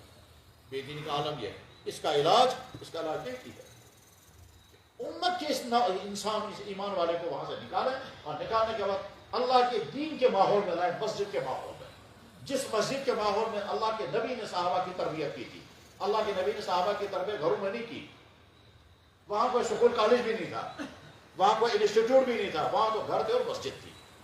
اللہ کے نبی علیہ السلام کے زمانے مبارک میں مسجد تمام دینی کاموں کا مرکز ہوا کرتا تھا۔ ہم حدیثوں میں پڑھتے بھی ہیں، عدالت ہوتی تھی تو مسجد میں، فیصلے ہوتے تھے تو مسجد میں، مہمان ٹھہرتے تھے تو مسجد میں، حتیٰ کہ جیل خانہ بنانا ہوتا تو مسجد کو ہی، کسی کو اگر قید کرنا ہے تو مسجد کے ستون کے ساتھ باندھ دیتے تھے، حدیثوں میں موجود ہے۔ کسی کو قید رکھنا ہے تو کہاں رکھیں گے؟ قید خانہ ہی نہیں، تو مسجد کے ستون کے ساتھ باندھ دیتے تھے، وہ وہیں ادھر نماز ہو رہی ہے وہیں آدمی بیٹھا ہوا ہے۔ اس میں ایمان والوں کے واقعات بھی ہیں اور غیر ایمان والوں کے واقعات بھی ہیں، بلکہ یہاں تک واقعہ ہے ایک شخص، اس کا نام تھا سمامہ۔ یہ سمامہ جو ہے یہ اللہ کے نبی کے دشمنوں میں سے تھے، اور وہ اپنے علاقے کا لیڈر بھی تھا، اور وہاں کئی صحابہ کو اس نے تکلیفیں پہنچائی تھی۔ ایک دفعہ اتفاق سے وہ گرفتار ہو کر کے مدینہ لایا گیا، اور جب لایا گیا تو مسجد میں ستون کے ساتھ اسے باندھ دیا، اور باندھنے کے بعد اللہ کے نبی کی خدمت میں عرض کیا کہ حضرت سمامہ پکڑ کر لایا گیا، مسجد کے ستون کے ساتھ بندھا ہوا ہے۔ اللہ نے فرمایا سمامہ، وہ فلانے علاقے کا لیڈر سمامہ بن اسال؟ فرمایا، عرض کیا گیا جی حضرت۔ وہ کہاں سے پکڑا گیا؟ کہ حضرت فلاں جگہ صحابہ تھے، وہاں ان کو آدمی مل گیا، وہ نہیں جانتے تھے یہ قوم ہے، اس کو پکڑ کر کے لائے وہ، اور وہ مسجد کے ستون کے ساتھ باندھا ہوا۔ تو اللہ کے نبی اسلام کو تشریف لائے اور فرمایا ماذا عندک یا سمامہ، سمامہ میرے بارے میں تم کیا کہتے ہو؟ یعنی مجھے تم نبی ماننے کو تیار ہو؟ اس نے کہا میں نہیں مانتا۔ اللہ کے نبی نے فرمایا ماذا عندک یا سمامہ، سمامہ میرے بارے میں کیا تمہاری سوچ ہے؟ کہنے لگا کچھ بھی نہیں۔ اور تم مجھے نبی ماننے کو تیار ہو، اسلام قبول کرنے کا؟ بالکل نہیں۔ اب اللہ کے نبی فرمایا تمہارے ساتھ یہ کیا کریں گے؟ اس نے کہا کیا کریں گے؟ اگر آپ مجھے چھوڑ دیں گے تو بڑی مہربانی ہو، میں بڑا شکر گزار رہوں گا، اور اگر آپ مجھے قتل کر دیں گے تو غلط نہیں ہوگا، میں ہوں ہی ایسا، میں نے آپ کے خلاف بہت کچھ کیا ہے۔ ان تقتل زاد، بخاری میں حدیث ہے، ان تقتل زاد دمی وان تنعم شاکر، اگر آپ مجھے سزا دیں گے، مار دیں گے تو کوئی غلط نہیں ہوگا، کیونکہ میں نے آپ کے خلاف اور آپ کے صحابہ کے خلاف بہت ایسے کام کیے ہیں جس کی وجہ سے میں مستحق قتل ہوں۔ اور اگر آپ مجھے معاف کر دیں گے تو میں بڑا شکر گزار رہوں گا، اور اگر آپ مجھے کوئی پیسہ مانگیں گے تو بتا دیجئے، میں اپنے قبیلے والوں کو اطلاع کرتا ہوں، وہ پیسہ بھیجیں گے، پیمنٹ کر دوں گا، مجھے چھوڑ دیجئے۔ تو اللہ کے نبی علیہ السلام نے فرمایا سوچو کل تک، مگر بندہ ہوا وہیں تھا۔ اگلے دن پھر آ کر پوچھا ماذا عندک یا سمامہ، اس نے وہی 3 جواب دیے، اگر قتل کریں گے تو غلط نہیں ہوگا، چھوڑ دیں گے تو شکر گزار رہوں گا، پیسہ مانگتے ہیں تو وہ بتائیے کتنا چاہیے۔ اللہ کے نبی نے فرمایا اور سوچو۔ تیسرے دن پھر آ کر اللہ کے نبی نے پوچھا سمامہ کیا سوچا؟ اللہ کے نبی نے شاید ہو سکتا ہے مسجد کے ماحول میں صحابہ کی نمازیں دیکھ کر کچھ دور اس کی طرف متوجہ ہوگا تو مائل ہو جائے گا۔ تیسرے دن آ کر کے پوچھا بھائی کیا ہوا؟ کیا لگا وہی بھائی کچھ سوچ میں ہو اسلام؟ کیا لگا سوال ہی نہیں پیدا ہوتا۔ میں نے جواب دیا، پہلے دن جواب دیا، وہی میرا جواب ہے۔ کیا ان تقتل ذا دم، اگر آپ مجھے قتل کر دیں گے تو ایسے انسان کو جو قتل کا مستحق ہے، وَإِن تُنْعِمْ شَاكِرِينَ، اور اگر آپ مجھے معاف کر دیں گے تو میں بڑا شکر گزار رہوں گا۔ وَإِن كُنْتَ تُرِيدُ الْمَالَ، اگر پیمنٹ چاہیے پیمنٹ تو مجھے بتا دیجئے، میں ایسا منگوا دوں گا قبیلے والوں سے، قبیلے کے سردار کا میں ادا کر دوں گا۔ آپ نے فرمایا اطلقوا، چھوڑ دو اس کو، جانے دو۔ وہ حیران، مجھے چھوڑ رہے ہیں؟ وہ سوچا تھا سوال ہی نہیں پیدا ہوتا مجھے چھوڑ دیں گے۔ ایک حدیث میں اللہ کے نبی نے خود اپنے ہاتھ سے رسی کھول دی، اور ایک حدیث میں اللہ کے نبی نے فرمایا دوسروں کو رسی کھول دو، جانے دو۔ کھول دی، نکل گیا، وہ مدینے کے باہر نکلا، باہر جا کر سوچنے لگا، اپنے آپ کو کہتا سمامہ تو نے کتنی تکلیفیں پہنچائی ان کو، ان کے صحابہ کے ساتھ تم نے کیا کیا کیا؟ وہ ہے نا نبی کے خلاف قتل کا پلان لے کر چل رہا تھا، تو وہ کیا، اب تو ان کے ہتھے چڑھ گیا تھا، بند ہو گیا تھا، انہوں نے باندھ دیا تھا تجھے، قتل کر دیتے کون پوچھتا، ایسا مانگتے تجھے کون پوچھتا، مگر انہوں نے نہ تجھے چھیڑا، نہ تکلیف پہنچائی، نہ بے عزتی کی، 3 دن محبت سے پوچھتے رہے، تم سخت جواب دیتے رہے، تیسرے دن انہوں نے تمہیں چھوڑ دیا۔ کیا اپنے آپ کو کہتا ہو بیوقوف سمامہ، وہ نبی نہیں تو اور کیا ہے؟ وہ کہتا ہوں وہ نبی نہیں تو اور کیا ہے؟ وہیں باغ میں کپڑے نکالے، دھوئے، گیلے کپڑے پہنے، مدینے کی گرمی، واپس آ کر کہتا ہے اشہد ان لا الہ الا اللہ واشہد ان محمد رسول اللہ۔ پھر کہنے لگا اس دھرتی پر سب سے زیادہ نفرت مجھے آپ کے ساتھ تھی، اور اب اس دھرتی پر سب سے زیادہ محبت مجھے آپ کے ساتھ تھی، اس دھرتی میں سب سے زیادہ نفرت مجھے آپ کے نام کے ساتھ تھی، اب آج کے بعد اس دھرتی پر سب سے زیادہ محبت مجھے آپ کے نام کے ساتھ ہے۔ الفاظ یہ ہیں ان اسمک کان ابغض الاسماء عندی والآن اسمک هو احب الاسماء عندی، انک قومک کان ابغض الاقوام عندی، تیری قوم سب سے زیادہ نفرت مجھے تھی، اب آج کے بعد مجھے آپ کی قوم سے سب زیادہ محبت ہے، تمہارے شہر سے مجھے سب زیادہ نفرت تھی، آج کے بعد مجھے سب زیادہ محبت اسی شہر کے ساتھ ہے۔ میں سمجھا رہا تھا اللہ کے نبی کے زمانے میں، اچھا اس کے بعد مسلمان ہو گیا، مسلمان ہونے کے بعد نکلا واپس، اب جب علاقے میں گیا تو علاقے والے استقبال کے لیے آ گئے، انہوں نے سوچا بھائی ہمارا لیڈر چھوٹ کے آ گیا، ٹھیک، وہاں جا کر کے کہنے لگا بھائیو سچا نبی سچا، انہوں نے کہا تمہارا دماغ چلے گا، دماغ میرا سیٹ ہے، سچا نبی ہے جھوٹا نبی نہیں، اب اسلام قبول کرو۔ پھر کہنے لگا انہوں نے مجھے اجازت نہیں دی ہے، ورنہ تم کو تلوار کے نوک پر تم کو میں مسلمان بنا دیتا اور جینے نہیں دیتا یار، مگر انہوں نے منع کیا، خبردار کسی پر ظلم مت کرنا، اس لیے میں دعوت دیتا ہوں جرم نہیں کروں گا۔ اور بھی واقعہ تجربے کی میرے بھائیوں، اللہ کے نبی کے زمانے میں مرکز ہوا کرتا تھا مسجد، مسجد کے ماحول میں نور، مسجد کے ماحول میں دین، مسجد کے ماحول میں تعلیم، مسجد کے ماحول میں دعوت، مسجد کے ماحول میں جب رہتے ہیں تو سیکنڈوں کی رفتار سے ایمان کی سوئی اوپر آنے لگتی ہے۔ اور اس کی مثال میں آسان سے میں بتاتا ہوں، جب جماعت نکال کر کے آتے ہیں، پہلی مرتبہ جماعت آئی مسجد میں، اب نوجوان لڑکوں کی جماعت نکال کر لے کے آئے مسجد میں، جو ہی مسجد میں بیٹھیں گے اب مشورہ کریں گے، دیکھو بھائی ہمیں دین کی محنت اس بستی پر کرنی اور اپنی ذات پر کرنی ہے، اب کھانے کی ترتیب یہ ہوگی، ملاقات کی ترتیب یہ ہوگی، اب مشورہ ایسے ہوگا، اب گشت ایسے ہوگا، پھر بیان ایسے ہوگا، اور یہ سارے لڑکے استعمال ہو رہے ہیں۔ اب اس کے بعد یہ کھانا کھائیں گے تو نبی کے طریقے کے مطابق، اور آپ کو سوئیں گے نبی کے طریقے کے مطابق، پھر بیان ہوگا تو یہ سنتے رہیں گے، پھر گشت کریں گے تو نکلیں گے، 24 گھنٹے کے بعد ان کی ایمان کی سوئی اوپر آ جاتی ہے، اور 24 گھنٹے سوچنے لگتے ہیں میں نے آج تک کیا کیا کیا۔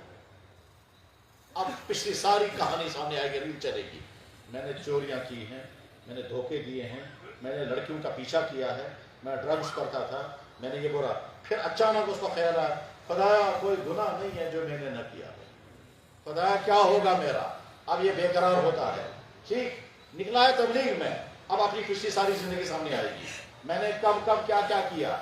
اللہ اکبر. مجھے لڑکے نے فون کیا، رو رہا تھا وہ. میں نے کہا کیا ہو گیا؟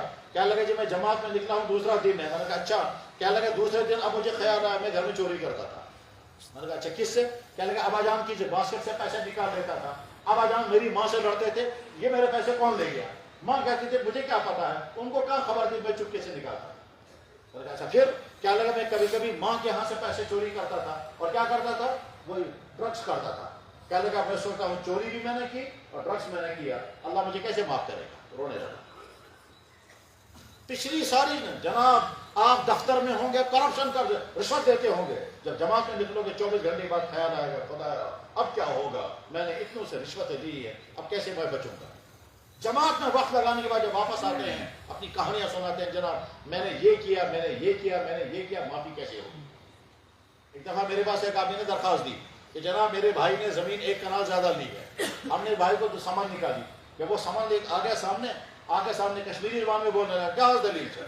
میں نے کہا تمہارے بھائی نے یہ درخواست دی ہے، تمہارے کیا زمین کا معاملہ ہے؟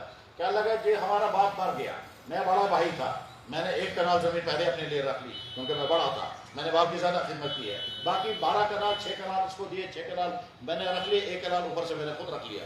میں نے کہا وہ تو نہیں رکھ سکتے آپ کیونکہ باپ کی زمین 13 کنال تھی، برابر برابر ہوگا. اس نے کہا میں نہیں مانتا آپ کا دین. کشمیری میں کہا خیو مانوں دین کون سے، اور یہ کہ اندر اٹھ کے چلا گیا. میں نے دوسرے بھائی سے کہا بھائی ہمارے ہاتھ میں کچھ نہیں، ہم اتنا ہی بتا سکتے ہیں. چلا گیا وہ بیچارہ. 3-4 مہینے کے بعد وہ بڑا بھائی آ گیا، مگر اس کی شکل دوسری تھی. اس دن کچھ اور شکل میں تھا، وہ داڑھی تھی، سفید کپڑے پہنے ہوئے، ہاتھ میں تسبیح. آ گیا، میں نے پہچانا نہیں. میں نے کہا کیا بات ہے؟ کیا لگا درخواست ہے. درخواست دیکھی، ہمارے بھائیوں کے درمیان زمین کا جھگڑا، اس کا فیصلہ کر دی. سامان نکالی دوسرے بھائی کو، اب آ گئے. تو میں نے کہا یار تم اس سے پہلے بھی دونوں آئے ہو. کیا لگا جی آئے ہیں. میں نے کہا اس دن کیا مسئلہ تھا؟ کیا لگا اس دن کس نے درخواست دی تھی میرے خلاف؟ کیا درخواست دی تھی؟ کہ یہ زمین کی. آج کس نے درخواست دی؟ میں نے کہا اب آج کیا معاملہ ہے؟ کیا لگا جی اس دن ایک تو میری غلطی یہ ہوئی، میں نے آپ سے کہا اپنا دین اپنے پاس ہی رکھو کیونکہ میں بے دین تھا. میں نے کہا اچھا. اب کیا لگا میں نکلا جماعت میں جب میں نکلا پورے چلے میں سوچتا رہا کب واپس جاؤں گا اور بھائی کے ساتھ زمین کا فیصلہ کروں گا. میں نے کہا اب کیا لگا جناب وہ 1 کنال زمین میں نے اپنے قبضے میں رکھی ہے، اس کا فیصلہ کر دیجیے. میں نے کہا اس کا فیصلہ تو بہت آسان ہے. 1 کنال زمین تم نے اوپر سے رکھ لی ہے، اس پر 10 مرلے تمہارے 10 مرلے اس کے، بیچ میں رسی ڈال دو، 10 مرلے اس کو دے دو. اب کیا کرنا ہے وہ؟ کیا لگا یہ تو آسان ہے، یہ تو میں کر سکتا ہوں. مسئلہ یہ ہے کہ ان 10-15 سالوں میں اس 1 کنال سے جو میں نے اناج کھایا اس کا فیصلہ یہ. وہ کہنے لگا بھائی صاحب وہ جو کھایا وہ آپ ہی تھا. کہتا نہیں مجھے آخرت کے حساب دینا ہے، یہ حساب. یہ وہی شخص ہے جو 4 مہینے پہلے کہتا تھا اپنا دین اپنے پاس ہی رکھو. ہزاروں مثالیں میرے بھائیوں ایسی ہیں کہ بے دینی کی زندگی گزار رہا تھا بندہ، اور اس کے بعد جماعت کے ساتھ نکلا، زندگی میں دین آیا، فکر آ گئی، آخرت کا فکر آ گیا، نبی کا غم آ گیا، امت کا درد آ گیا، اپنی زندگی میں سدھار کی فکر آ گئی. اور اس کے بعد آ کے کہنے لگا جناب آپ مجھے بتاؤ مجھے کیا کیا کرنا ہے. ہم عام طور پر جو ہی جماعت واپس آتی ہے میں سوچا تھا اب یہ مسئلے پوچھیں گے اور پچھلی زندگیوں کے مسئلے پوچھیں گے، ہم نے کیا کیا کیا ہے. اس میں کبھی یہ پوچھیں گے ہم نے جناب رشوتیں کھائی ہیں، ہم نے جناب چوریاں کی ہیں، ہم نے یہ کیا. میرے پاس ایک دفعہ لڑکا آیا، اس نے کہا جناب میرے یہ 2 ہاتھ ہیں. میں نے کہا یہ کیا ہے؟ اس کو گول دائرہ. میں نے کہا یہ ہے کیا یہ گول دائرہ؟ کیا لگا جناب یہ گول دائرہ اس کو کہتے ہیں دل. میں نے کہا اچھا اب کیا کرنا ہے اس کو؟ کیا لگا اس میں لگانا ہوتا ہے تیر. میں نے کہا وہ کیا ہوتا ہے؟ کیا لگا وہ محبت اور عشق کا تیر ہے. میں نے کہا سبحان اللہ کس کا تیر ہے؟ کیا لگا بس وہ جس کے ساتھ میری دوستی تھی. میں نے کہا اب کیا لگا اب میرا مسئلہ یہ میں جماعت میں نکلا ہوں مگر یہ بنا ہوا ہے. تو میں نے امیر صاحب سے کہا امیر صاحب میرا وضو ہوتا ہے یا نہیں اور میرا غسل آتا ہے یا نہیں. تو امیر صاحب نے کہا جاؤ وہاں پوچھو. تو میں پوچھنے کے لیے آیا ہوں. میں نے کہا وہ جس کے ساتھ یہ تعلقات تھے وہ کٹ. کیا لگا اس کا تو میں نے نمبر ہی بلاک کر دیا. اب تو میں توبہ کر چکا، مگر اس کا کیا کروں؟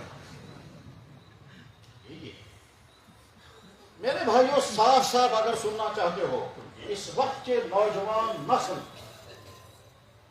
چاہے وہ گھروں میں ہے، چاہے وہ دفتروں میں ہے، چاہے وہ سکولوں کالجوں میں ہے، چاہے وہ اپنی گھروں میں یا گھروں سے باہر ہے، اگر تم اپنی ایمان کو بچانا چاہتے ہو اور اگر تم اپنی کردار کو بچانا چاہتے ہو ڈرگز سے، آوارگی سے، فیشنوں سے، میوزک ڈانس سے، آوارگی سے، غلط تعلقات سے، یہاں تک کہ کچھے پہن کر پھرنے سے، کہ غلط عدل سے بچانا چاہتے ہو، ایک ہی راستہ ہے، تبلیغ کے ساتھ جوڑو تو بچ جاؤ۔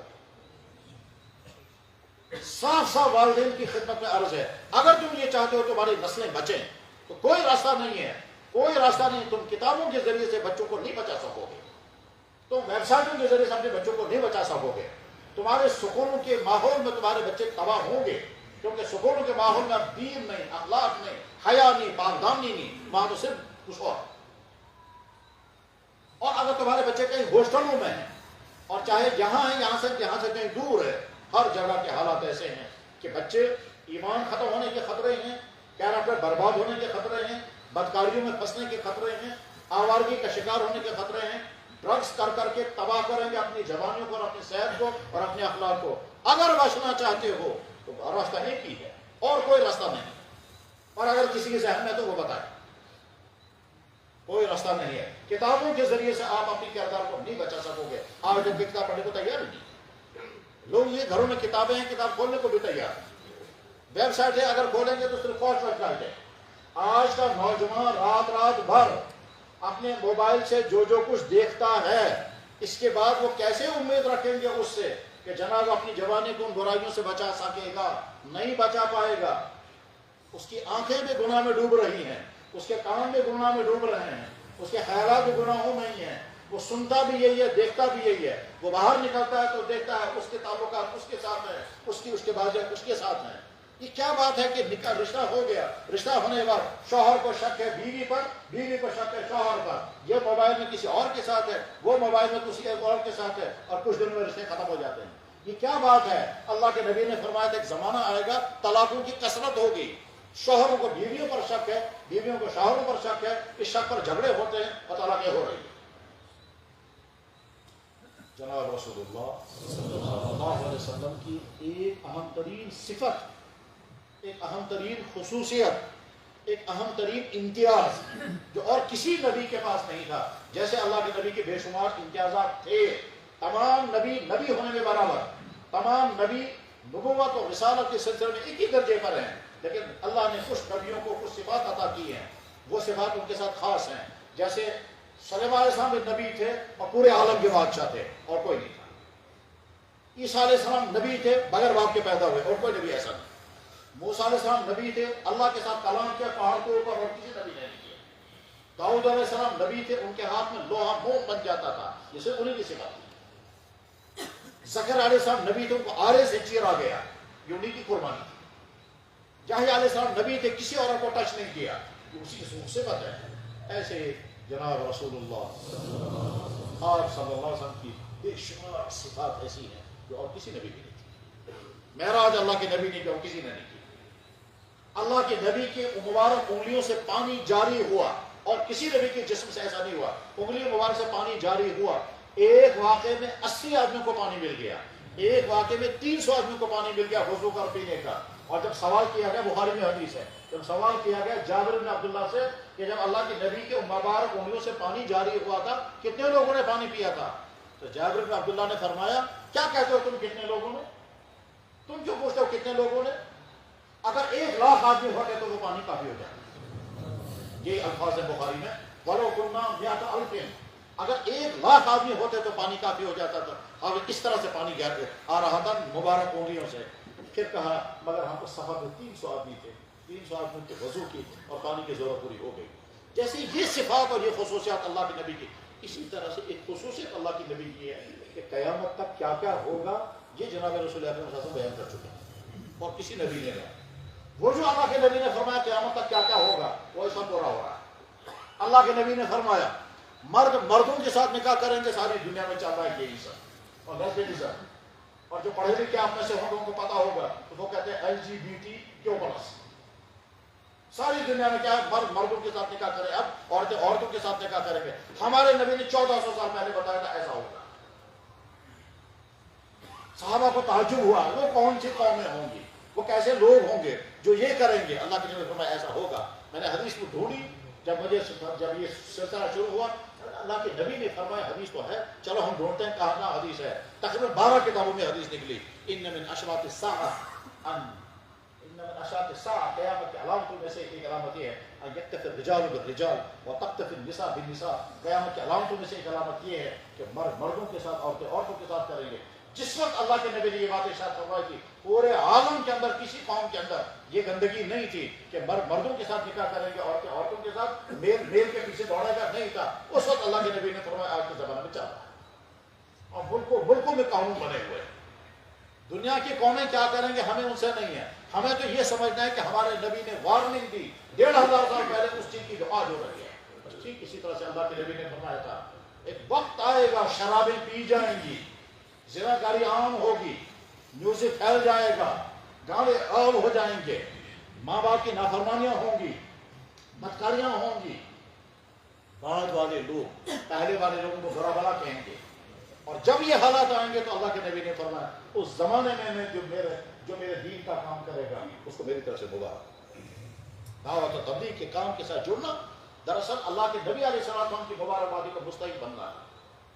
جب بندہ نکلتا ہے یا اللہ آج تک میں چلتا تھا دنیا کے لیے, پڑھنے کے لیے, بزنس کے لیے, گھومنے کے لیے, علاج کے لیے, یہ سارا میری دنیا تھی. آج میں نکلا ہوں آپ کے دین کے لیے. میری زندگی میں دین آئے, میرے ذریعے سے امت کے اندر دین زندہ ہو. اب اس کا چلنا بھی عبادت, اس کا سننا بھی عبادت, اس کا سوچنا بھی عبادت, اس کا خرچ کرنا بھی عبادت. میرے بھائیوں یہ جسم کہیں نہ کہیں تو لگنا ہے, کہیں نہ کہیں خرچ ہونا ہے. آنکھ دیکھنے کے لیے دیکھنا ہے کچھ نہ کچھ, کان سننے کے لیے کچھ نہ کچھ سننا ہے, جیب میں پیسہ یہ کہیں کہیں خرچ ہونا ہے, ہمارے پاس وقت ہے یہ کہیں کہیں خرچ ہونا ہے. اس سے بڑا خوش قسمت اور اس سے زیادہ اللہ کا پیارا بندہ کوئی نہیں جس کی آنکھ استعمال ہو جائے اللہ کا دین دیکھنے کے لیے, اس کا کان استعمال ہو جائے اللہ کا دین سننے کے لیے, اس کے پاؤں استعمال ہو جائے اللہ کے دین کے چلنے کے لیے, اس کا پیسہ استعمال ہو جائے اللہ کے دین کے لیے, اور اس کا وقت خرچ ہو جائے اللہ کے دین کے لیے, سیکھنے اور سکھانے کے لیے. دعوت و تبلیغ کی محنت دی. یاد حضرت مولانا عمر صاحب پالن پوری نور اللہ برکتہ کا بیان ہم سن رہے تھے. انہوں نے فرمایا تھا دعوت والے جب 24 گھنٹے گزارتے ہیں تو ان کی زندگی ولیوں جیسی گزرتی ہے, مگر ہم کو نہیں بتاتے تو ولیوں جیسی زندگی گزارتے ہو. تو ولیوں کی زندگی کیسی ہوگی؟ صبح سے شام تک صرف دین کے مطابق ہر کام کریں گے اور تمام گناہوں سے پاک محسوس. دعوت و تبلیغ میں کوئی گناہ ہی وہاں نہ بے پردگی ہے, نہ عورتیں ہیں, نہ شراب ہے, نہ غیبتیں ہیں, نہ لڑائی جھگڑے ہیں, نہ گھروں کے فتنے ہیں, نہ دفتروں کے فتنے ہیں, نہ بازاروں کے فتنے ہیں. تو کوئی گناہ ہی. کام کیا کرنا ہے؟ کھائیں گے تو سنت کے مطابق, سوئیں گے تو سنت کے مطابق, بولیں گے تو دین, سنیں گے تو دین, چلیں گے تو گشت کے لیے تو چلنا, بولنا, سننا, سوچنا سب کچھ دین ہی دین. اور جب محنت کریں گے اگر جماعت بڑی ہو گئی تو بہت خوش ہو گئے, جماعت نکل گئی تو ان کی خوشی دین کی بنیاد پر. اور بہت محنت کی تھی, گاؤں پر ایک بھی نہیں نکلا, سارے مایوس بیٹھے, اتنی محنت کی تھی ہم نے. ان کا غم دین کے لیے, ان کی خوشیاں دین کے لیے. دعوت و تبلیغ کی محنت یہی ہے. میرے بھائیوں اگر امت نے اپنے آپ کو دعوت پر کھڑا نہیں کیا تو اس وقت کی ہماری نئی نسلیں جس طرح سے ڈانس میں, میوزک میں, ڈرگس میں, آوارگی میں اور طرح طرح کے گناہوں میں, اس سے آگے بڑھ کر کے خطرہ ہے کہ اللہ محفوظ فرمائے, ایمان بھی ہاتھ سے بچا. اور جب یہ ساری چیزیں رچ بس جاتی ہیں پھر ایمان کے چھلنے کا غم بھی نہیں ہوتا, ان کا قدر ہی نہیں ہے ایمان کی. ایمان کی قدر ہوتی تو انسان جان دینے کو تیار ہوگا مگر ایمان کو نہیں چھوڑے گا. بڑے سے بڑے فائدے کو لات مارے گا مگر ایمان کو نہیں چھوڑے گا. چوکنا رہے گا کہ یہ حرکت اگر مجھ سے ہو گئی ایمان ختم ہو جائے گا. فکر مند رہتا ہے یا اللہ ایمان کی دولت آپ نے مجھے دی ہے, یہ ایمان مجھ سے کمزور نہیں ہونا چاہیے, میں کسی کام کے قابل نہیں رہوں گا. تب ہے کہ جب ایمان پر محنت ہوگی. ضابطہ یہ ہے جس چیز پر محنت ہوتی ہے وہی چیز پیاری ہوتی ہے, اور جس چیز پر محنت نہیں ہوتی ہے اس کے قدر ذہنوں سے نکلتے نکلتے کام. میرے بھائیوں اس وقت ہمارے گھروں کے اندر جو خرابیاں ہیں, میاں بیوی کے درمیان, بھائیوں بھائیوں کے درمیان, والدین اولادوں کے درمیان, ہمارے دفتروں میں جو خرابیاں ہیں, کلیگوں کے درمیان, افسر اور ماتحتوں کے درمیان, اور دفتر والوں اور عوام کے درمیان, ہمارے بازاروں میں جو خرابیاں ہیں, کسٹمروں اور دکانداروں کے درمیان, دکانداروں کے ذریعے کسٹمروں کے ذریعے سے جوڑوں پر, ہمارے کورٹوں میں جو خرابیاں ہیں, کلائنٹس کے ذریعے آپس میں ایک دوسرے, وکیلوں کے ذریعے سے لوگوں پر, لوگوں کے ذریعے وکیلوں پر, اور افسروں ملازموں کے ذریعے سے عوام پر. حق تمام خرابیوں کا ایک ہی حل ہے, بندے اللہ کے ساتھ جڑیں, اللہ کا خوف, اللہ کی محبت, اللہ کا ڈر, اللہ کے حکم کے مطابق زندگی گزارنے کا مزاج, اور نبی کی سچی محبت جب یہ آئے گی تب زندگی میں تھا، ورنہ اللہ کو ناراض کرنے والی زندگی چلتی رہے گی تو کیا ہوگا؟ پھر ڈپریشن ہوتے ہیں، پھر ٹینشنیں آتی ہیں، پھر سب کچھ ہونے کے باوجود ٹکراؤ ہوگا جو اس وقت ہمارے سماج میں ہے۔ ہم دیکھتے ہیں کتنے بڑے بڑے لوگ عالیشان حویلیوں میں، ساری زندگی کی فیسلٹیز موجود ہیں، لیکن سکون میں، میاں بیوی میں بھی ٹکراؤ، اولاد و والدین کے درمیان ٹکراؤ، وہ اس سے ناراض، وہ اس سے ناراض، خوشیاں نہیں ہیں، قسم قسم کے کھانے موجود ہیں مگر ٹکراؤ ہے۔ لوگ سمجھتے ہیں چیزوں میں خوشیاں ہیں، مکان عالیشان بنیں گے تو خوشیاں ہوں گی، فیسلٹیز ہوں گی، نیچے قالین ہوگا، مکانوں میں پہنگیاں ہوں گی اور اے سی چل رہے ہوں گے تو ہم خوش رہیں گے، لیکن خوشیاں جو ہے وہ دین میں، دین نہیں ہے تو خوشیاں نہیں ہیں۔ ٹیبلٹ کھا کھا کے بھی نیندیں نہیں آ رہی، ہسپتال بھرے ہوئے ہیں۔ ضابطہ یہ ہے کہ جب امت گناہوں کی زندگی گزارتی ہے تو اللہ وہ بیماریاں مسلط کر دیتے ہیں جن بیماریوں کا میں نے نام بھی نہیں سنا ہوتا تھا۔ آج کے زمانے میں جتنے کھانے پینے کی سہولیات ہیں اتنے تو بیماریاں ہونی نہیں چاہیے۔ پہلے زمانے میں لوگ بھوکے ہوتے تھے، کھانا وقت پر ملتا نہیں تھا، رات کا ٹھنڈا چاول صبح کو کڑوی چائے کے ساتھ کھایا کرتے تھے، ہوا کو بہت علاوہ کچھ کھائی نہیں، غربتوں کی زندگی تھی، کپڑے بھی ڈھنگ کے نہیں ہوا کرتے تھے، گھروں کے اندر وہ تمام سہولیات جو آج ہم تو سوچ بھی نہیں سکتے تھے۔ کتنے گھروں میں چراغ نہیں ہوتا تھا، چٹائیاں بھی نہیں ہوتی تھی، زندگی پرسکون اور راحتوں والی زندگی تھی۔ اور آج آسانیاں ہیں، اس کے باوجود بیماریاں، ٹینشن ہے، ڈپریشن ہے، ٹکراؤ ہے، شکایتیں ہیں، والدین اولادوں سے ناراض، اولاد والدین سے ناراض، میاں بیوی آپس میں لڑ رہے ہیں، شوہروں کو بیویوں سے شکایتیں ہیں اور گلے ہیں اور حقیقتیں بھی ہیں۔ حالت یہ ہے شوہر کو اپنی بیوی سے بات کرنے میں اتنا مزہ نہیں آتا جتنا اجنبیوں کے ساتھ۔ حلال بیوی پاس میں بیٹی بھی ہوگی، اجنبی کے ساتھ بات کریں گے، اجنبی کے رات گزاریں گے، ساتھ دیکھیں گے بیوی سنتے نہیں رہیں گے۔ بیوی کو معلوم ہے میرا شوہر ہے، وہ اجنبی مردوں کے ساتھ ہو رہی ہے اور اجنبی مردوں کے ساتھ کالا چھپاتے ہیں، پتہ نہیں چلنا چاہیے۔ بیٹا کہتا ہے میں رات بھر جو کچھ ہے ماں باپ کو پتہ نہیں چلنا چاہیے میں کیا کیا دیکھ رہا ہوں، پھر صبح کو ڈیلیٹ کرتا ہے، خود کو پتہ نہ چلے، ویڈیو کالنگ کریں گے رات بھر۔ اس طرح سے زندگی ہماری گزر رہی ہے۔ میرے بھائیو، حل ایک ہی ہے، حل ایک ہی ہے اور کوئی حل نہیں ہے، وہ یہ کہ دعوت و تبلیغ کے ساتھ جڑو اور دعوت و تبلیغ کے ساتھ جڑنے کے نتیجے میں پھر ان انفیکشنوں سے بچ سکو گے۔ ایسے ہی جیسے انسان اپنی صحت کو اگر بچانا چاہتا ہے تو ہسپتال میں جائے گا اور ڈاکٹر کو فالو کرے گا، ڈاکٹر کی ایک ایک بات کو مانے گا، وہ پرہیز بتائے گا تو کرے گا، وہ دوائی کھانے کو کہے گا تو کرے گا، وہ ایڈمٹ کھانے کو کہے تو کہے گا، کیونکہ صحت بچانا۔ ٹھیک اسی طرح سے ہمارا ہسپتال ہمارے نبی کا بنایا ہوا نظام ہے، دعوت و تبلیغ کی یہ محنت دراصل وہ ہسپتال ہے جس طرح سے ان ہسپتالوں میں جسموں کی بیماریوں کا علاج ہوتا ہے، پر علاج تب کامیاب ہوگا کہ جب انسان ڈاکٹر کو میڈیکل ٹریٹمنٹ کو مکمل فالو کرے گا، جب دوائی بھی کھائے گا، پرہیز بھی کرے گا، ایڈمٹ بھی ہوگا تب ہوگا۔ اسی طرح سے انسان اگر اپنی زندگی میں جب محنت کرے گا تو زندگی میں دین آئے گا۔ اللہ فرماتے ہیں والذین جاہدوا فینا لنہدینہم سبلنا، جب میرے راستے میں مجاہدہ کریں گے تو میری ہدایت کا راستے کھول دیتا ہوں، اور جب ہدایت کا راستہ کھل جاتا ہے کہ دین پر چلتے ہوئے مزہ آتا ہے، اور جب ہدایت کا راستہ کھلا نہیں ہوتا تو دین سے الرجی ہوتی ہے، دین پر چلنا مشکل ہوتا ہے۔ جناب، نوجوان لڑکا داڑھی رکھنے کو تیار ہے فیشن کی وجہ سے، اور نبی کی سنت کی وجہ سے داڑھی رکھنے کو تیار نہیں۔ کہاں پہنچ گیا مسلمان کا ذہن؟ مسلمان پک لگا کر کے سر ڈھانکنے کو تیار ہے کیونکہ وہ فیشن ہے، اور ٹوپی لگانے کو تیار نہیں کیونکہ وہ سنت ہے۔ الرجی، اس سے الرجی اس سے الرجی نہیں، یہ وجہ کیا ہوئی ہے؟ ہر آدمی اپنے آپ سے پوچھے کہ بھائی سر پہ پر تم نے پک لگائی تو خوش ہو گیا، یہی پک ٹوپی پہ تھی، اس میں صرف چھجا باہر کو نہیں تھا، یہ ٹوپی لگانا تجھے برا لگ رہا تھا، پک لگانے میں خوشی، فرق کیا ہو رہا ہے؟ اپنے آپ سے پوچھو سارے، ہر مسلمان بچہ اپنے آپ سے پوچھے کہ ٹیک لگانے میں خوشی کیوں ہے، ٹوپی لگانے میں کیوں نہیں خوشی ہے؟ جواب آئے گا اندر تمہارے گمراہی کے جراثیم، وہ جراثیم تم کو وہ چیز پسند کروا رہے ہیں، یہ چیز پسند نہیں ہوتی ہے۔ جب کسی انسان کو سانپ کاٹتا ہے، جب کسی انسان کو سانپ کاٹتا ہے اس کا ذائقہ بگڑ جاتا ہے، اس کو کڑوی چیز میٹھی لگنے لگتی ہے۔ اسی طرح سے ہم کو بے دینی نے کاٹا ہے، زہر بڑا ہے، اس بے دینی کے کاٹے زہر بننے کی وجہ سے ہم کو آوارگی اچھی لگ رہی ہے، پاک دامنی اچھی نہیں لگ رہی۔ ہم اجنبی اپنی بہنوں کے ساتھ باتیں کرنے میں بوجھ لگتا ہے، اجنبی لڑکوں کا پیچھا کرنے میں کچھ ہی بس ہو۔ اللہ کے نبی نے فرمایا تھا میری امت کے دو طبقے جہنم میں، مگر میں نے ابھی دیکھے نہیں، کیونکہ وہ آئی نہیں دنیا میں، وہ بعد میں آئیں گے۔ انہیں میں سے فرمایا تھا لوگوں کے ہاتھوں میں ڈنڈے ہوں گے، وہ لوگوں کو ظلم کرتے ہوں گے، وہ ابھی میں نے نہیں دیکھے۔ کہ فرمایا ایسی عورتیں جو کپڑے پہننے کے باوجود ننگی ہوں گی،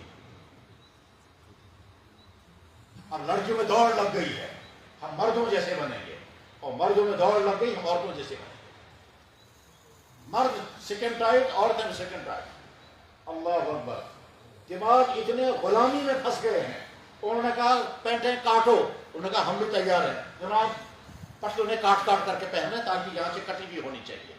انہوں نے کہا ایسے کرو، ہم نے کہا ہم بھی تیار ہیں۔ انہوں نے کہا پاجامے نکال دو، کچے پہنو۔ کہنے لگا جناب ہم آپ کے غلام ہیں، ذہنی غلام، ہماری اپنی کوئی سوچ ہی نہیں، جو آپ ہم کو پہنائیں گے ہم تیار پہننے کے لیے۔ نبی نے فرمایا تھا ٹخنوں سے اوپر کرو، مسلمان کو برداشت نہیں ہوا۔